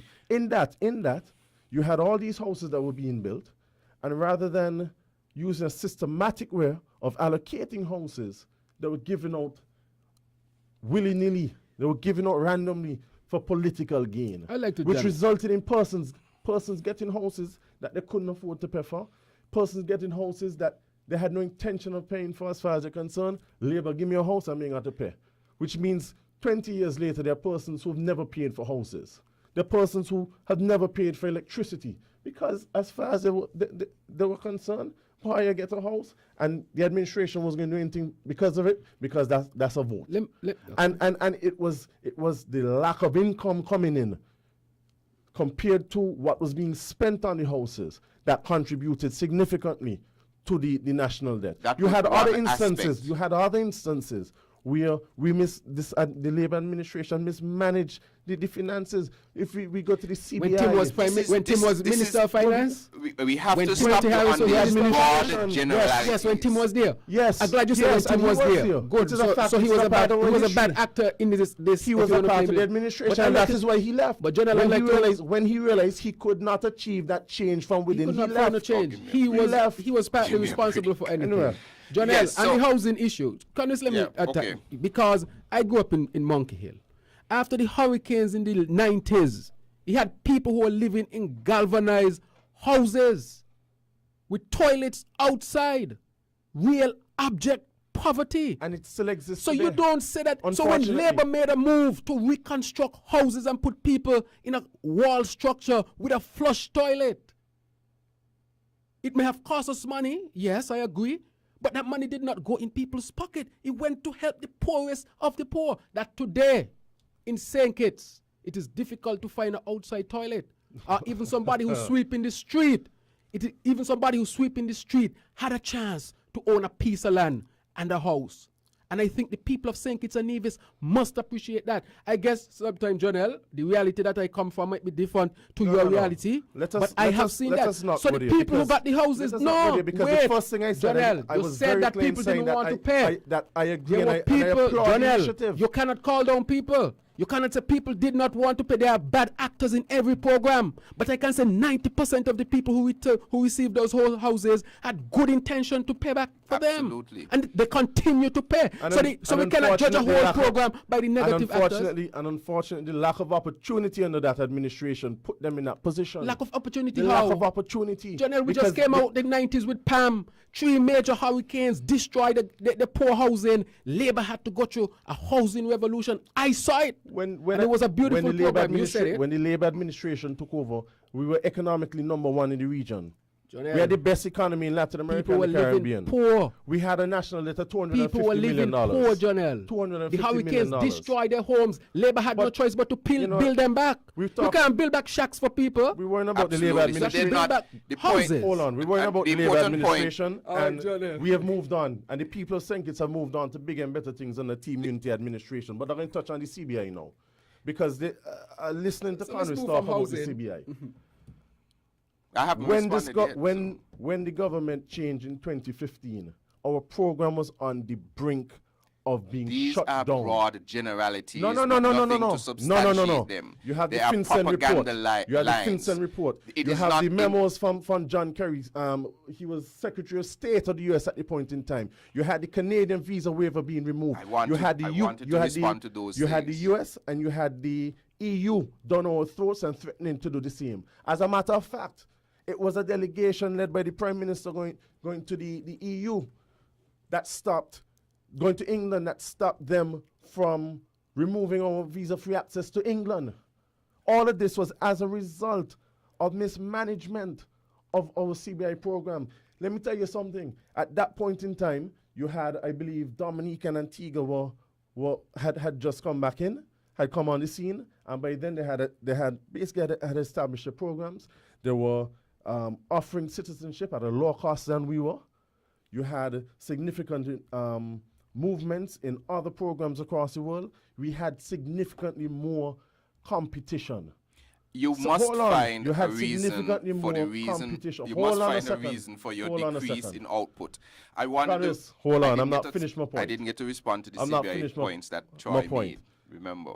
You then had a situation where the Prime Minister of the dead Dr. Douglas was being I don't even want to say attacked, but was being berated by the US government as a result of what was happening with our program. I will tell you why. And no, hold on. And it is Team Unity that had to take that program, that had to reform it, that had to go on trips all over the world talking to all kind of people, trying to give them some level of comfort, some level of confidence that they had lost in our program. They had to go and regain that so that we could reform the program and put it to where it is now. All right. And even today, when we have more competition than we did then, our program has been reformed. It is the due diligence has been significantly increased. We have the best due diligence process of any program in the world. All I our can tell you numbers is have that under increased. this administration, people could have gotten through easier. I'll leave it at that for there. But I want to Nonsense. respond. Hold on. Absolute I want to nonsense. respond. As a matter of fact, what about the 17,000 passports that had to be recalled? Wait, hold on. Because somebody in their wisdom thought it a good idea to take out the place of both. I wonder. I'm going to respond. Congress a chance to Couple of respond. things. One, with respect to the CBI program, in all of this, sometimes it is lost. No, good man. In all of this, sometimes it is lost that these countries, the US, Canada, and EU, have their own interests that they have to protect, especially in this age of terrorism. So they have made decisions, and they are not unique to St. Kitts and Nevis. No, Canada has always been on the pathway to revoke the visa-free access for almost all of the Caribbean countries. I don't believe there is any that is left now. I don't know if Barbados. there are. Congress, come on, in the Eastern Congress. Caribbean, there are none. Congress, come on. I think perhaps maybe only Barbados. on, Antigua Congress. last year's just a while ago. Now, why were these countries so tuned in to the CBI program in St. Kitts and Nevis? Who brought it to their attention? Now, in civil societies, other governments don't just listen to a government. They also listen to what oppositions have to say. And the opposition then, in order to find a way to discredit the leadership of the St. Kitts and Nevis Labour Party, went about across the world, spreading all the things they can say to malign the CBI program. Congress, that is completely untrue. You're going to tell me that is untrue? Jonel Powell. Powell, I'm a service provider. I was then and I still am today. Jonel Powell had traveled across the world to all the same conferences as the Prime Minister, because he was a major speaker on the circuit. I went to all the different conferences in Dubai and in London and here and there. I went, and not one person from St. Kitts and Nevis, oppositional government, was there calling down the program. Not one. Okay. Not one. Janelle, I don't There's know not where you one were. Publication. There's not one publication. I don't know where the you were. opposition of the day was calling on the CBI Really? program, Janelle, I rather disagree with that. criticizing the Janelle, mismanagement I of the disagree program with that. Really? and warning against the things that disagree with that. happen and almost happened. Janelle, that is brought not the true. Unity. That is not true. All right, gentlemen, again, we don't want to get to the point where I have to substantiate. I can't substantiate what is not true and what is true. what you can speak about is that your own experience. But to call someone else on the panel suggesting that it's untrue, unless I can have something before me, and I don't have anything before me, there's another way you can say that without speaking about the person's character in a way that perhaps I would consider to be unfortunate, right? So we don't want to hear things like, that's not true, that's a lie. We want to hear another perspective because I can't substantiate, right? And our listeners are getting confused as to what's the truth. So let's continue. All right. Thank you, Mr. Speaker. Yes, so I was saying that there were a number of there were a number because he's doing a good job. He's doing a good job. Right? I wish it was so across the I nation. do hope that you're not going to have any protest action in front of the radio station. No, because you're doing a good job, Mr. Speaker. So yes, the government or the opposition at the time went about, I mean, you can recount the articles across the face of the globe. In Canada, they went after businessmen who had citizenship. In the region, they spoke about selling passports like black pudding on a Friday afternoon. These things were meant to draw attention to the program. And in their own interest to safeguard, I mean, even in the FinCEN report, they did not go into any details. They just did a broad brush. And as you said, it was since before that they were considering the elimination of the visa-free access. And as they are for almost every island in the Caribbean, it was just a matter of course.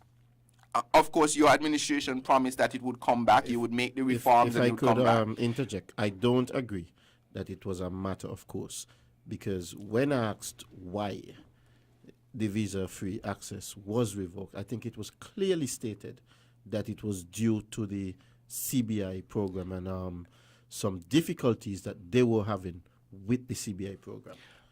As you get involved in this, well, I will. There was another point I wanted to touch with respect to the. Right, I was saying that they had gone the length and breadth of the world to discredit the program and put it in a bad light. Now, all of the changes that were taking place in the CBI program were initiated under the Labour administration. The same thing Which he changes? spoke about, the review by, is it Lescan IPSA was or, part of the company that is it IPSA? Yes. The correct And name. Lescan worked for that And company. You are correct in that IPSA was here, and IPSA had made recommendations, all of which had been ignored They were by not the Labour ignored. administration. That is not true. They were in the All of which process were of ignored. being They had to be brought back fulfilled. on the team unity. Absolutely not. And it was a matter of course that the process was going through. You just took up what was there Once again, to they were going to. continue. In the process But of- Once it again, is- they were going to. It is continual. everything cannot be I done am overnight. sure It that has when the already government started. We changes brought at the ISPA next election, ISPA here. We brought there them will here. be things that will be in IPSA came course here because that of have to Labour. be Yes, but continued. Dr. Joe, why the need for IPSA? in the first place. It What had do to you be. mean? It had to be. You want to that make sure you had the best something- standard. No, You had it to be. had to be. That the hole had already been dug. No, no, No, no. You have to get the best. absolutely No, not. no, no, no, no. Even We were now, trying to build our You way know out what? of the It's hole. like- That is not true. And that seems to Sorry be the to say refrain. that, but It's like if That you have. seems to be Try- the I refrain. It's disagree like with if you that. have a car and you drive recklessly and you mash up the car. And then you say, And then you fix it back and you say, well, it's okay, I'll the fix back the car. program, it But is you were driving recklessly. Yeah, in but the it's first like you place. have a car and every now and then you send it to change oil and to maintain it, correct?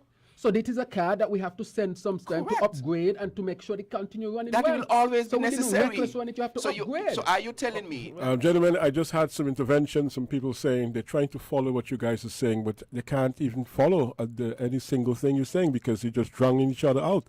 Is it that you don't want to hear the public to hear what each other have to say? Are you scared of what people may think if they heard you clearly? I don't think so. I think we have to allow someone to finish a sentence.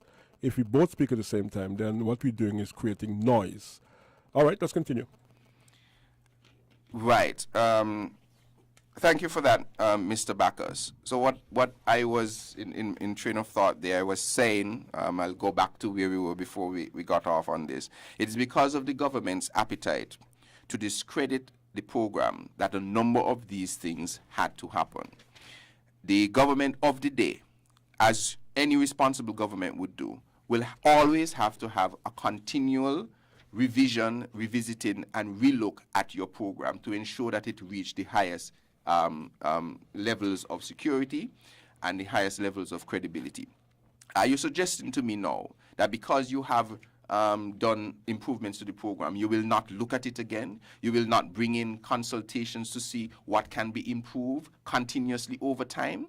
That was the case then in order to make the program number one. Then all reports were that the program was number one. It was the leading program almost in the world. On what basis? I challenge you to bring any analysis of the program then that ranked the program where it was not one of the leading programs in the world. And because of your inability, because of the government's lack of understanding of how the industry works, immediately upon taking office, that program suffered a death knell. And you know what they had to do? The hurricane of last year presented an opportunity for this government for a reason to slash the price. They were looking for a reason. And so they came up with what is called the Hurricane Relief Fund.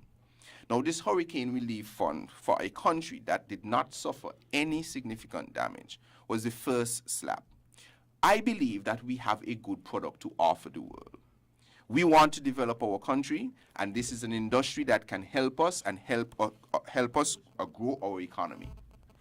But the government, in order to revive the income from the product from the CBI, they had to go the route of slashing by 50%, where a family of 4 would have to pay $300,000. Now they're only required to pay $150,000. I am one who supports this type of program, but I believe that it was imperative for us to remain at a gold standard such that we can keep a high level, keep our platinum status as a CBI program. We could go to John now. We can. Well, look. All I will say is, we all know, it has been no secret. The world knows. The people know. For us to have gained the kind of income that we did coming on in the CBI program, it was all at a cost that nearly lost us the program. And it is because of Team Unity that we still have a program today. And we continue to reform the program. We continue to find ways to make it attractive without compromising it in an increased competitive market. And so we do things to keep relevant and to maintain not a gold standard, but a platinum standard. But Mr. Bacchus, I want to move away from this, because there's so many other things that that are happening, okay. And I don't want to get stuck on that. I mean, we can talk about the construction of the Tabernacle Health Center. We could talk about the establishment of the mental health daycare center. We can talk about the expansion of the hemodialysis services at the JNF hospital. We can talk about the new CT scan that's at the JNF hospital. We could talk about the thousands of persons who are benefiting from the MRI machine here in St. Kitts and Nevis. The one at the monkey farm? The one at the monkey farm. Okay. The one at the monkey farm. That thousands, and Dr. Drew, tell me if there's anything wrong with the services provided over there. I'm going to answer you on healthcare. Finish your point. No, yeah. Well... I want to finish your point. Well, we on it. I just name a number of things. So you're going to let me finish a number the of point on achievements healthcare? that have been made under the Team Unity government. So if you finish your point, I'll touch healthcare. I'll bring it up so that you can touch on it, because you're a doctor. Right. Let me touch on healthcare. First, I will say that healthcare has deteriorated significantly under Team Unity. Never before in our history has there been any instance where the Ministry of Health was run without a PS. That is illegal. Constitutionally, there are things that the minister cannot sign off on. And you know what they're doing there? They're saying letter from the office of the PS. When there is no PS, when Eugene Hamilton was asked on Freedom Radio, where is the PS and who is the assistant PS? He said he can't give a name, because we know Wendy Phipps is really running the ministry. So no PS. No financial officer, because the PS acts as the financial officer. And the financial officer is the one who directs the money. So who is controlling the money in the Ministry of Health? According to the Constitution, nobody legal is doing it. Now, he spoke about the Tabernacle Health hemodialysis. Hemodialysis was introduced under the Labour government. I remember I went to see the first hemodialysis patient who hailed from Keyon. That was a program done by Labour. So there might be 1 or 2 extra machines. We cannot say no, but Labour must be given credit for this. But Wait. no, I'm asking a question. I'm Yes. asking a question. Has the quality of care not improved? You cannot say the quality of care has improved. The I don't quality agree with and that. the access to it I has don't improved. agree with no quality of I care can talk. improved. I have a brother You who can say- suffers from renal well, failure. I'm a doctor at the hospital. Who had to I'm a doctor. relocate. I'm a doctor at the as a hospital. result. He was able to relocate, and Elimet can also come home because we course. started that program. And they can now come back home so and we get the initiated proper the program, treatment. and the program they received the proper treatment. can under now- Labour. they can now get it. I am telling you, they They had to- received they had it. to I am a relocate under doctor. Labour. Since you have Go a ahead. brother, I'm telling you, I'm a doctor, so I know. You talk about the CT scan machine at the hospital. There was a CT scan machine, but do you know who owned the CT scan machine at the hospital? The same family who own or invest heavily in the MRI machine at the biomedical center. Let me tell you why I oppose. Because there are people who are profiteering from healthcare. They have the MRI machine at the biomedical center, not as a temporary solution, but as a permanent solution. Where in the world are people permanently being forced to share an MRI machine with experimental primates? That should not happen if it is a temporary solution because you want to fill the gap. What was the That option is fine. under the Labour administration? Because there was an MRI machine that was being brought in through the SIDF and asked the SIDF people why the MRI machine has not No, brought I'm in. asking you as a I am doctor. telling I'm you. asking you what was the option I am then? telling you, it could have been a temporary solution, Jonel. But instead of making it a temporary solution, you're making a permanent solution. Guess what? A MRI. What was the wait, option? I'm going to give you the point. People had to go overseas, but I'm telling you that the CBI was But they're doing it now. the SIDF was in the process of bringing in a machine and they stopped it. I know that for sure.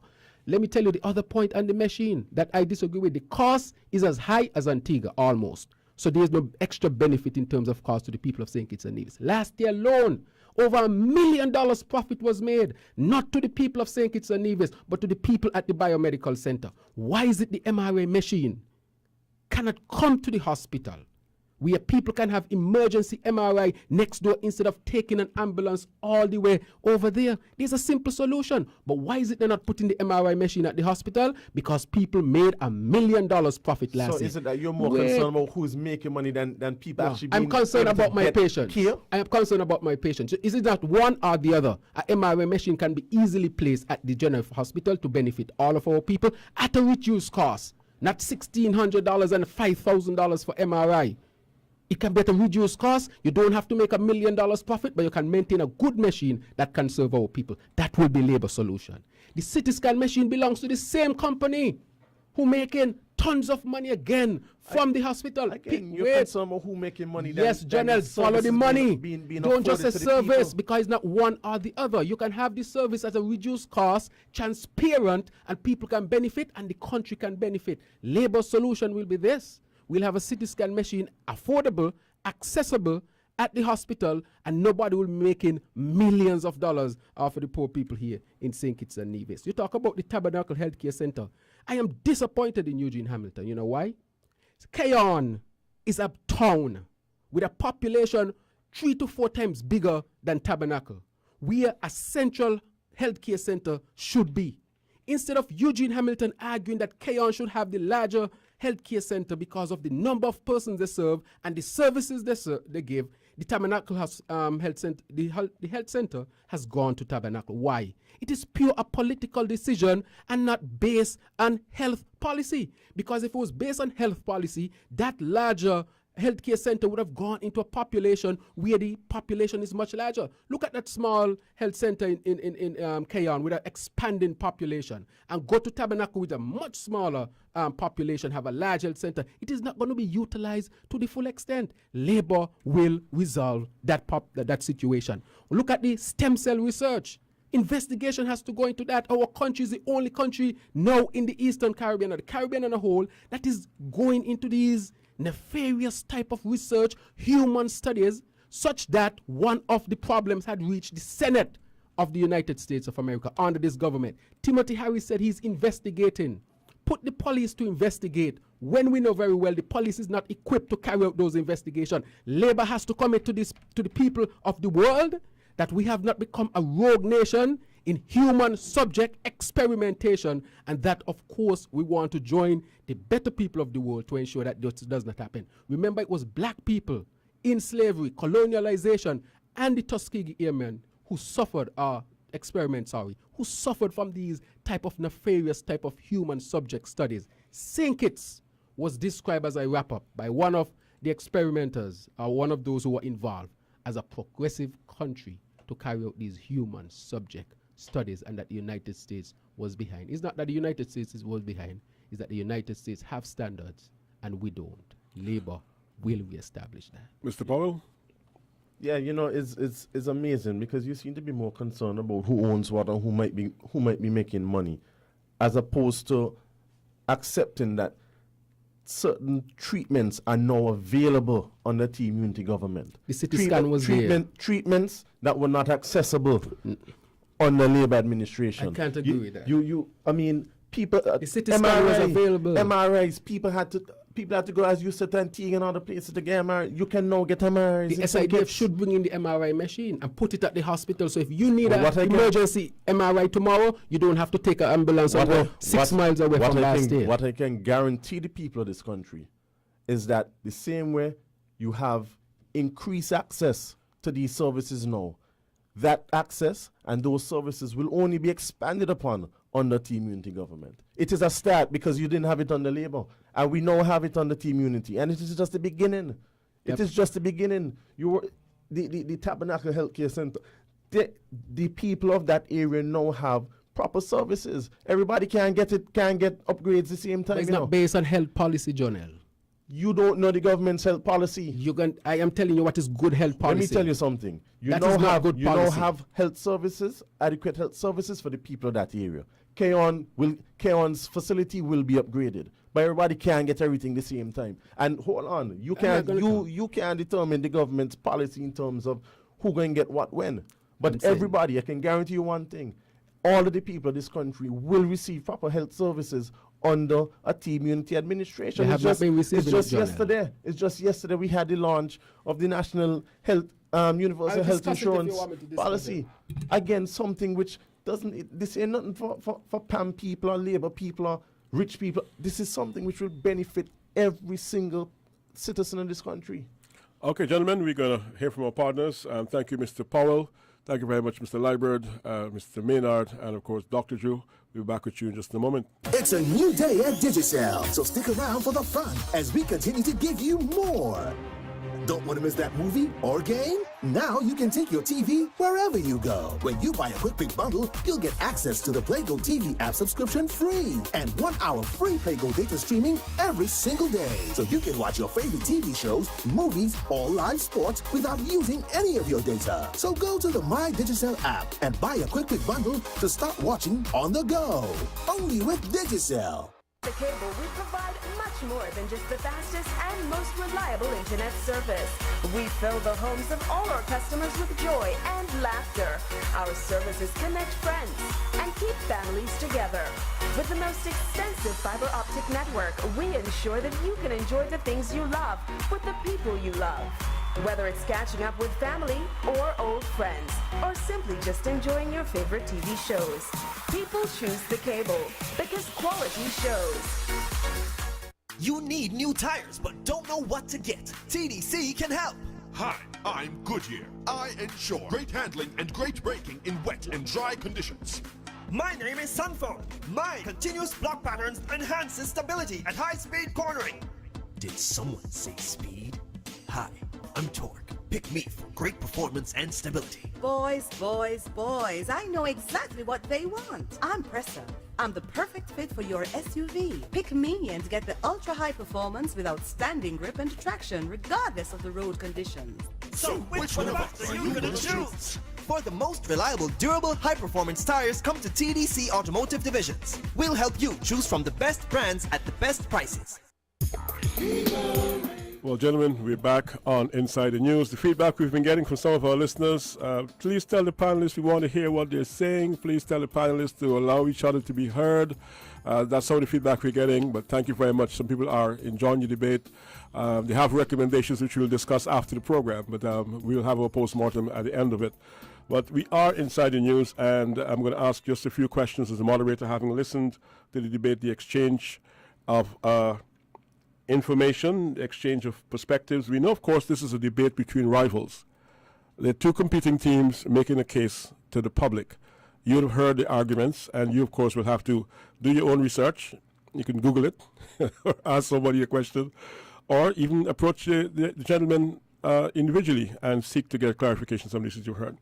My question, I have two questions, one to each side.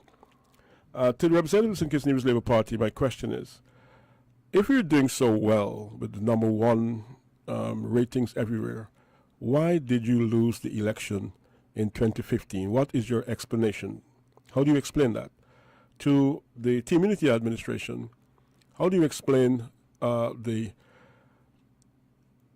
legislative agenda outlined in your manifesto, the big ticket items on that agenda not being completed? What's your explanation to the public? So we're going to give Team Unity the first crack at this in terms of, and you could answer both, the questions are not exclusive. You can answer, both sides can answer both questions. Why did the St. Kitts Nevis Labour Party lose? From the Labour perspective, you had all these good things going on. Why did you lose?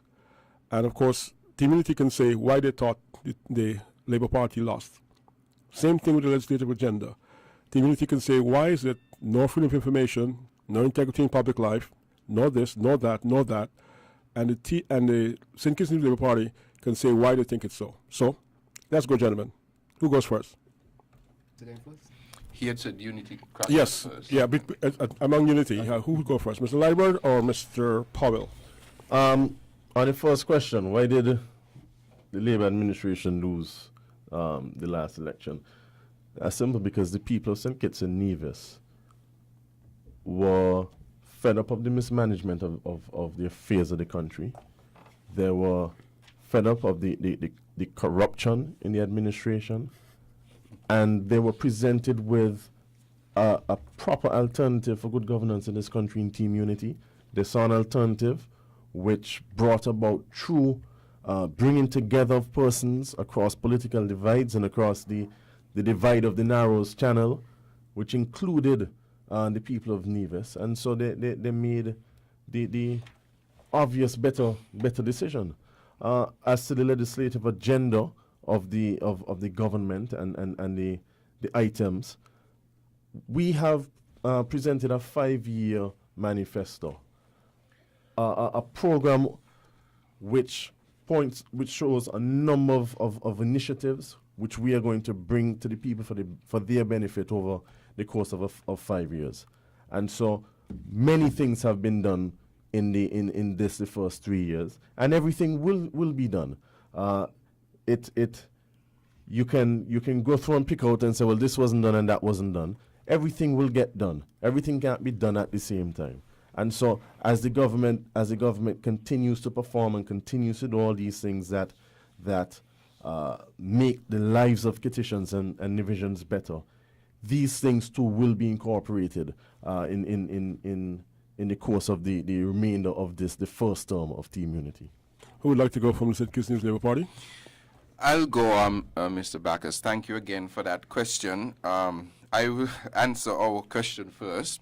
In terms of St. Kitts and Nevis being number one and being number one in a number of things, factually so, but then having lost an election. Now, we must remember that the government was in power for 20 years, and oftentimes people always want to try something new, especially when they've had something and it's working, and there was a concept, well, if these things are happening now, they're going to just continue to happen.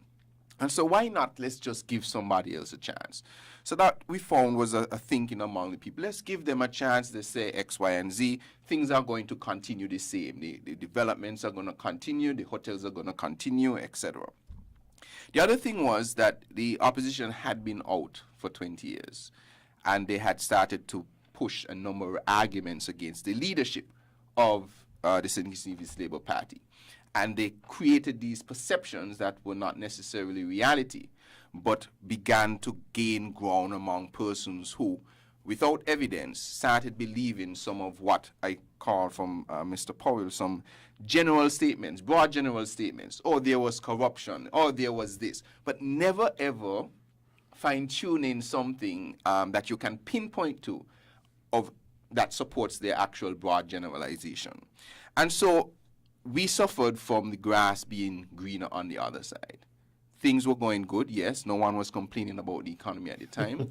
The economy was booming.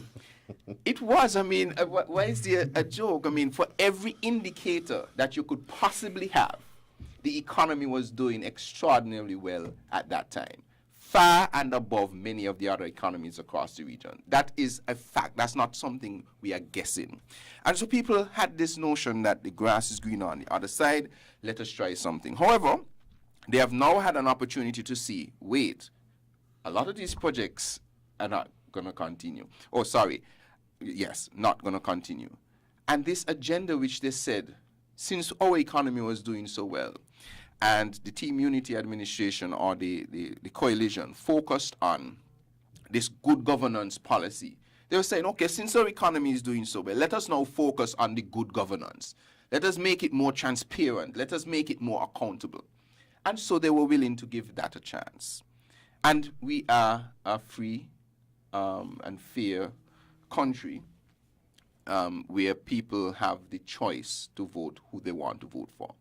And people voted in a way that by a slim margin, 40 votes, that's factual again, 40 votes, the coalition was able to form the government on the basis that it was now time to focus on good governance. So I go into their question now, where they promised a reshaping and a new paradigm with respect to the governance of St. Kitts and Nevis.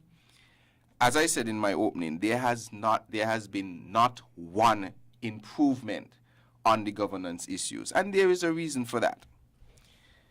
When the present government, and in particular the leader of the government, would look at, for instance, the integrity in public life legislation that is there, it will require that we learn everything about all his finances, where they come from, who gives him gifts. That is what the legislation does, in order to protect. That's not made public.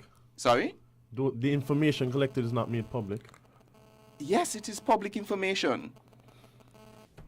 Of course it's public information, just like you do in other economies. So you're going to keep that private?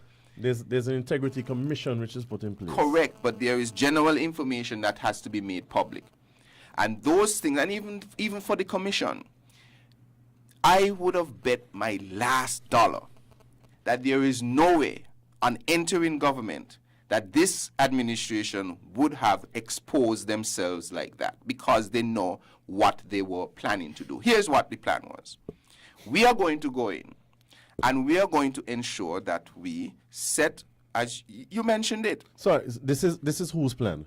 This is your plan. No, you can't give my plan. Right? No. This is your plan. but you can't talk for But the it is what is playing out. No, you can't talk. The general consensus now in St. Kitts and Nevis is that the Harris-led administration has taken the first 3 years to fix up themselves and their families.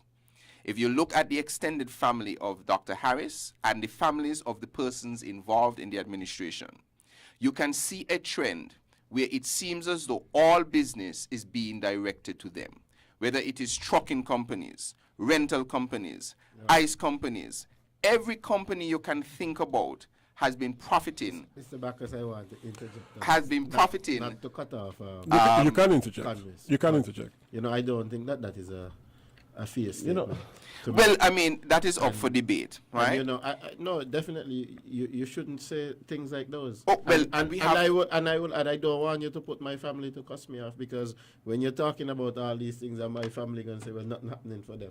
But that is the point. You see, that is why I'm telling you that your reality in Nevis is different from the reality of the people in St. Kitts. But I take the point, though, because I believe that while there could be a political argument made about allegations about impropriety or nepotism, the purpose of the program and the fact that I can't substantiate the claims, I would want to suggest to Mr. Maynard that there are other ways you can make your point. I'm not in a position to investigate at the moment, and I'm not in a position to substantiate the claims being made. So if you can go in a different direction but make your point, that's Right. much appreciated. So what has happened is that the agenda of the administration at the moment is not people-centered. And so it is not in their interest for freedom of information to be a priority right now. If there was freedom of information, there are so many questions that you, the press, and others would want to ask that the administration is not ready to answer. And it goes further than that in terms of the reasons why there is no freedom of information, there's no integrity in public life. We see it playing out in our parliament and in the discourse of the government. The government has gone on a concerted effort to silence anything that the opposition does or say. So we can't be on ZIZ. We can't be in our community centers. Could you imagine that? Could you imagine that in the 21st century, St. Kitts and Nevis, in 2018, political parties are being banned from using community centers to engage the community while the government is being allowed to do that? That is not freedom of information. It is true. I see your screen. You don't, because I'm you trying don't to know. figure out if you're talking about under this administration, under the Labour administration. Gentlemen, we still have two other panelists to go. So, Mr. Maynard, if you could just wrap up. Right. So, we can go So across you the have board. that situation and go into the parliament where the Speaker of the House is disregarding and violating the rules in terms of preventing the opposition from speaking. That is allowed and lawfully allowed in the rules. So it is a concerted effort by the government to silence the opposition, to suppress information. When the Prime Minister tells people, don't follow, even though they have a constitutional right to do so, don't follow Congress Maynard, Congress Maynard, Marcella, and Dr. Douglas. People have a constitutional right to do that, but yet he's telling them to not do that. He went further. He said, don't listen to Win FM. Don't listen to Freedom FM. Don't listen to those radio stations that are anti. This is what he said. I'm not. That are anti what? Anti-government. So Win FM is anti-government, Mr. Backus? Well, apparently they fell into that category. Come on, guys. At some point. Anyway, I will respond. But I'm saying that this is what was said. So yes. So I will refer to the. I just want to say that the Speaker is not here to defend himself, but he has stated categorically that he's a fair man and he operates within the rules. You, of course, disagree, Mr. Maynard. Right, and I will just tell want you to the interject story that. about that. I just want to interject that. Can I just in get the Win discussion. FM's position as being anti-government? The thing about it is that you're going to be accused of being anti-government by people who think you're anti-government. Yes. And there's not much you can do about that. But we, I think, try to get to the bottom of stories in an even-handed manner. I don't think we always do a great job, to be honest, but I think our intention, even though they say the road to hell is paved with good intentions, our intention generally is to try to get the facts and present it to the people. And I certainly agree You with know, that. that's I mean, what we try to otherwise do. we wouldn't have a forum like this today. So Exactly. Again, I mean, commend Win FM. So thank you very much. Mr. Liebert, I'll give you as much time, Mr. Maynard. I hope you clock in, Mr. Maynard, because I see, because when they give you time, you give it up back to Mr. Maynard. So you can't, Mr. Maynard interjects when I'm speaking because my points are so Well, you need to be cogent, strong. You need to be strong. cogent, that he feels the need This to is not interject. When he It's speaks, a debate. It's a debate, I allow him to speak. Okay, go ahead, please. You have to stand your the, ground. On the two questions, in terms of the legislative agenda of the Team Unity government, I think that the legislative agenda has been very robust over the past 3 years. I think that the I just House- want to ask one question so that you can say it in your answer. Give me one major legislative accomplishment of the Team Unity administration. Hold on, man. Hold on. I'm answering Mr. Backus' I just question. put that in You your know, answer. You had an opportunity to answer already, and you took a long time. I want to be fair to you, so I can't take too long. It's almost 2 o'clock. It's a 5-year term. Things such as freedom of information. Team Unity has said it will bring freedom of information. The integrity in public life legislation, I think it has gone to the House already. It went to the House in the dying days of the Labour administration in response to the Nevis Island administration at the time bringing a integrity in public life bill. we in Nevis have said that we are going to move hastily to operationalize the legislation.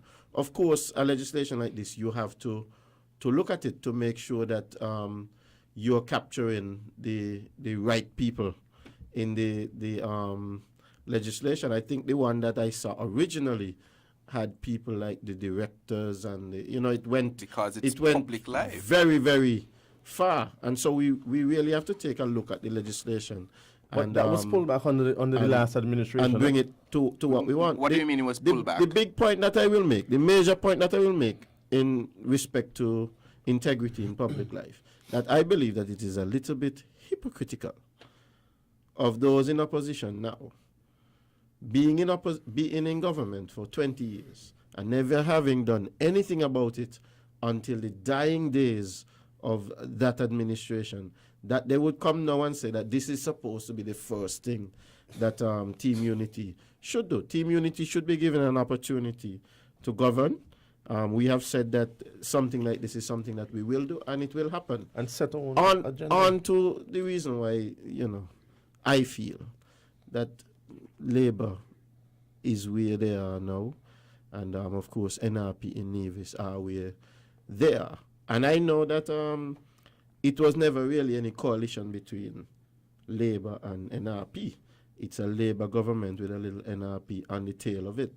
The difference with convenience. The difference with Team Unity, PAM being the biggest party in Team Unity, with the least power, the PLP and the CCM, is that it is an actual arrangement, not any arrangement where somebody is tacked on the tail.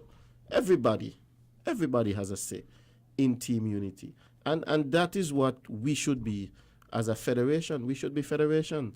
It should be that we are looking out for both islands. I should not need to come and how to put it, plead on behalf of Nevis for anything, because it should be natural that whatever the fruits of our citizenship is, whatever is there, that it goes naturally to St. Kitts and it goes to Nevis. I will end by saying this, Mr. Bacchus, because I have about another minute, but I won't take too long because I want you to talk.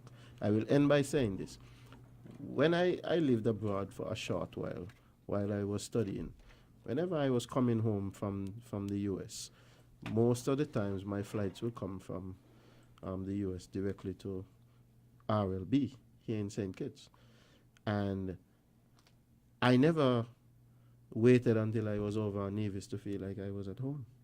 As soon as the plane landed at RLB and I got off the plane here at RLB, all of my homesickness went away because I felt like I was home. Most of the times I wouldn't even get over to Nevis until in the night.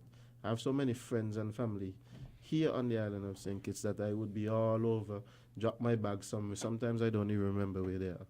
We are one federation. And, the only way that we can really move forward in fairness, without one person feeling, or without one set of people feeling aggrieved, is if we really live as federation. Dr. Drew? Right.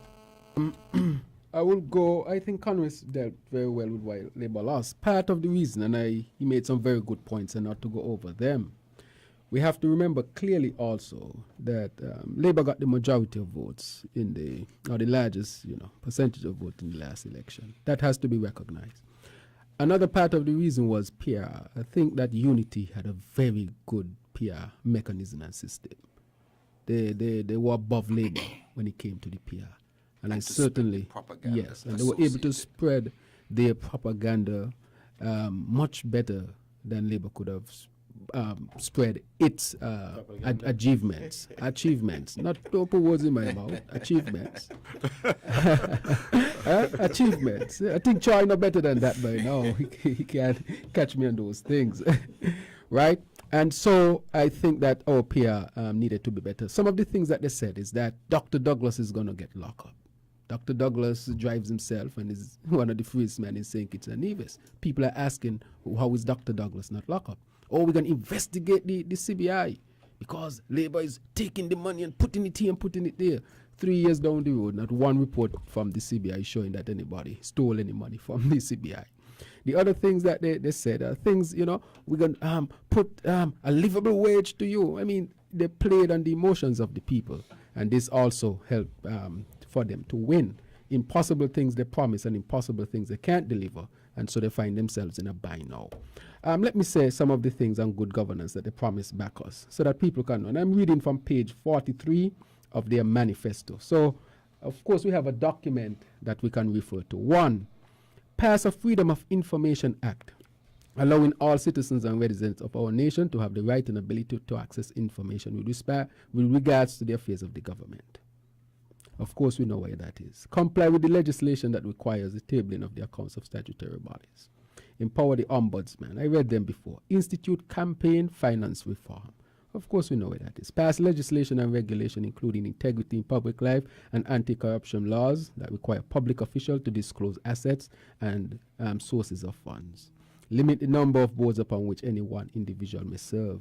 And I know there are families, members of the Prime Minister who is on more than one board. And Mr. Bacchus, again, I ask you to support that. Okay. G, review the powers of senators in Parliament. When I look at it, Wendy Phipps has more power than the Honorable Eugene Hamilton in the Ministry of Health. For sure. For sure. Immediately appoint an integrity. Immediately. I mean, these are your words. You can't say Labour was there for such a long time and use that as an excuse. I am using your words. Immediately means immediately. Appoint an integrity commission to police the members of Parliament and senior government officials. These are the things that you promise.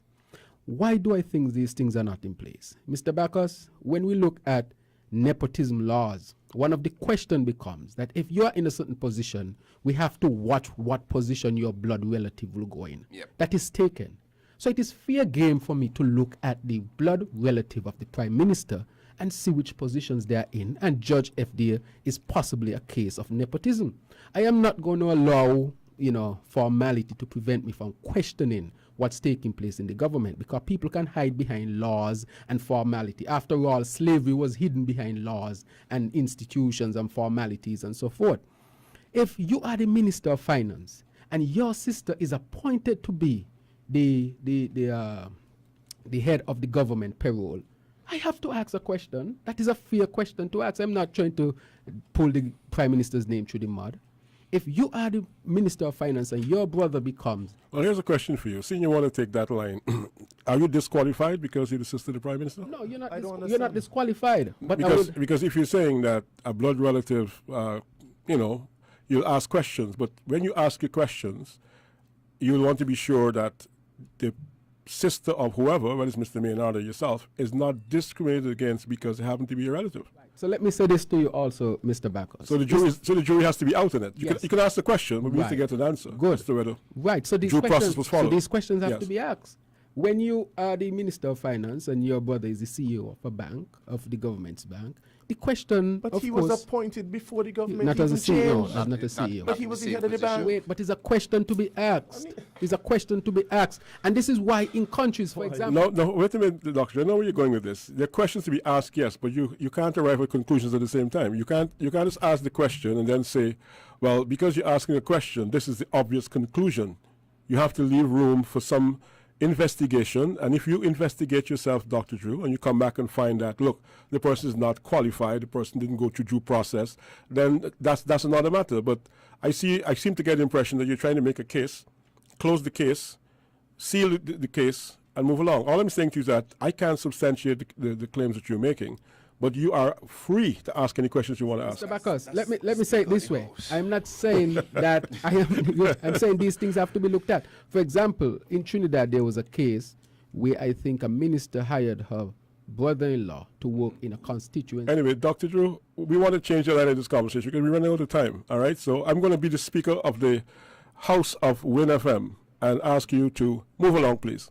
Thank you. Immediately divest government shareholding in cable TV, introduce reforms to civil service and police to avoid political influence, and provide equal access to state-owned media to all political parties. So, Mr. Bacchus, I'm looking at this, and I'm saying that these are the words of their manifesto. Words like immediately and stuff were used. And we recognize that these things won't put in place. It is a fair question to ask why they won't put in place. I don't think that Team Unity really intended to put these things in place, because these things doesn't require any money. They don't require money in the sense that a large finance resource have to be applied to these. These are agendas that will go into Parliament that I'm sure that the opposition would support. If it's one time you'll get the opposition to support, these are the things that they would support. And why is it these things are not being bought? Right? All right, gentlemen. Good. Thank you very much. We're out of time for today. I hope we can do this again. There's so many unanswered questions. I mean, so many things were raised here that require some investigation from the media, as you pointed out by the panelists. And, of course, the questions of what are the essential issues for the coming days. We'd love to have you back again. But before we go, we want to give you a minute just to say goodbye to our listeners and any comments you want to make. All right? Who wants to go first? We can go in the same order? Or Same we order. Fair enough. So, Bacchus, I want to thank you and thank WinFM for the invitation. I want to thank the other members of the panel. I believe that it was a good discussion, quite frank discussion. And, of course, if you were to invite us back, I would give my commitment to come.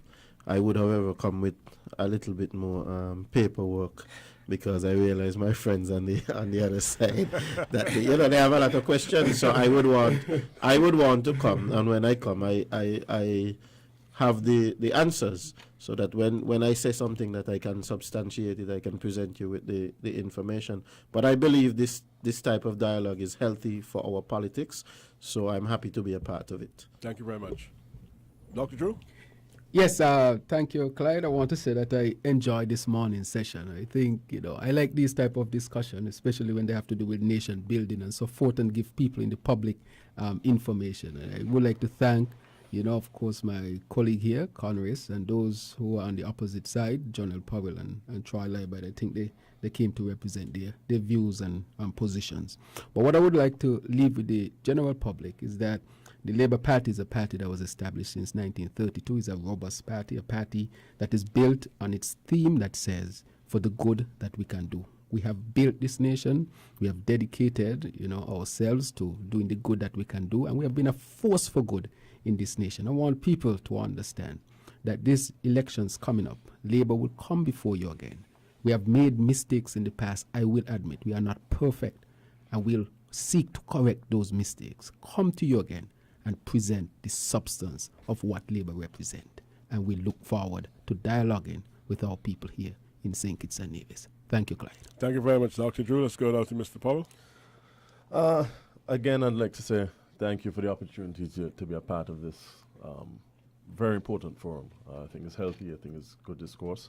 And I'm confident that at the end of the day, what the listeners were able to decipher, they will take home the positive things that have been happening under this administration. Team Unity has been in government for 3 years now, and it's been 3 very good years for the people of St. Kitts and Nevis. There is a very strong mandate that we're living up to. There are a number of things in the manifesto that have been achieved. Promises made and promises kept. And I am confident that at the end of the 5 years, when you go through the manifesto, you will see, you'll be able to tick off every single box in there. Because at the end of 5 years, Team Unity would have delivered on everything you find in there, plus more. The parliamentary agenda is that of the government, and the opposition is in opposition. They can determine the parliamentary agenda. But it is an agenda to the benefit of the people. We've had legislation passed in relation to CBI, in relation to banking, in relation to law and order.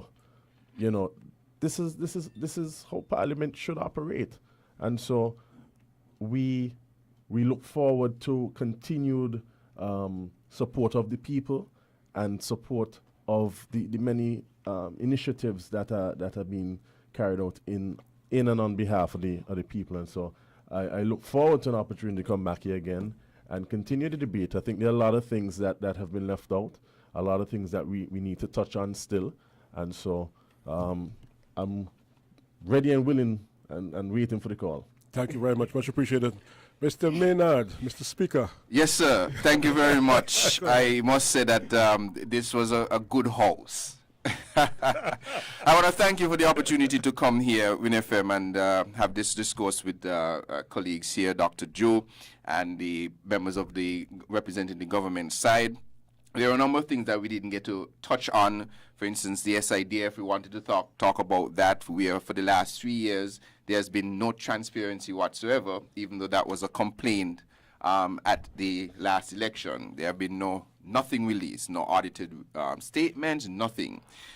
We didn't get to speak about the land for debt, which under the St. Kitts Nevis Labour Party, we had never sold an inch of land under the land for debt. It was never the intention to sell the land to foreigners.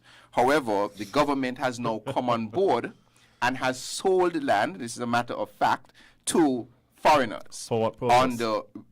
The point is you have sold it. No, for what purpose? I'm wrapping up. You got your chance to wrap up. I'm making my statements, right? The government is now selling. We know of two situations down in La Valley where there was something sold. We know of Hermitage, etc. The point is you have gone back on what you have said. Remember, in the throne speech, the government said that it will reverse what it termed as the greatest theft to the people. So you cannot then enshrine yourself by following through and going even further than the previous administration wanted to do. Also, we didn't get to confirm, we'll speak about that. Well, we can say, as a matter of fact again, that there has been nothing accomplished on the legislative part of the agenda for the administration.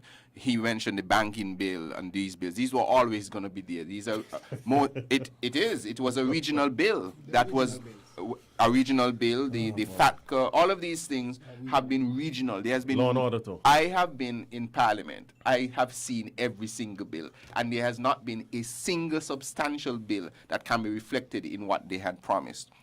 And finally, I would add that, like Dr. Joe, the St. Kitts Nevis Labour Party is in a period of transformation that is being led by our distinguished party leader, the Right Honourable Dr. Denzel Douglas.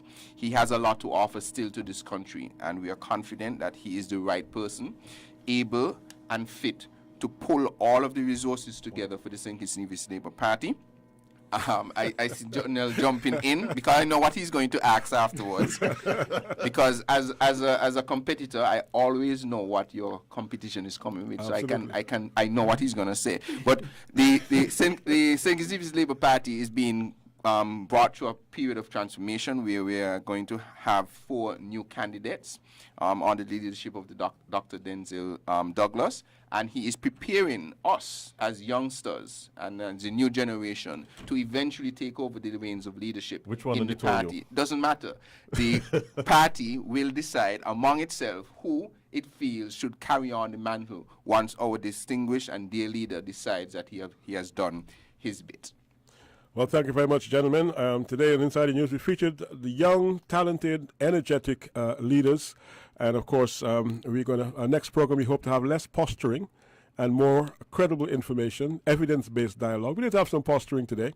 And, of course, we want to ensure that we also have a situation where we have a more informed citizenry at the end of the debate. It's all well and good. We know you're not in the same team. We don't expect you to agree. We can disagree, and we ought to disagree in a democracy. But, of course, we're looking forward to more information to the public. We want to thank you very much for what I thought was a decent display, even though we do have complaints about the arguments and some rowdy conduct from this distinguished gentleman. But we do hope next time around you will have taken stock, and when you come back hard-hitting as usual, lots of evidence, lots of credible information so our listeners could benefit. But thank you for your time, and all the very best indeed. That's our program for today, Inside the News on Win FM 90.9. My name is Clive Backus, wishing you and yours all the very best indeed.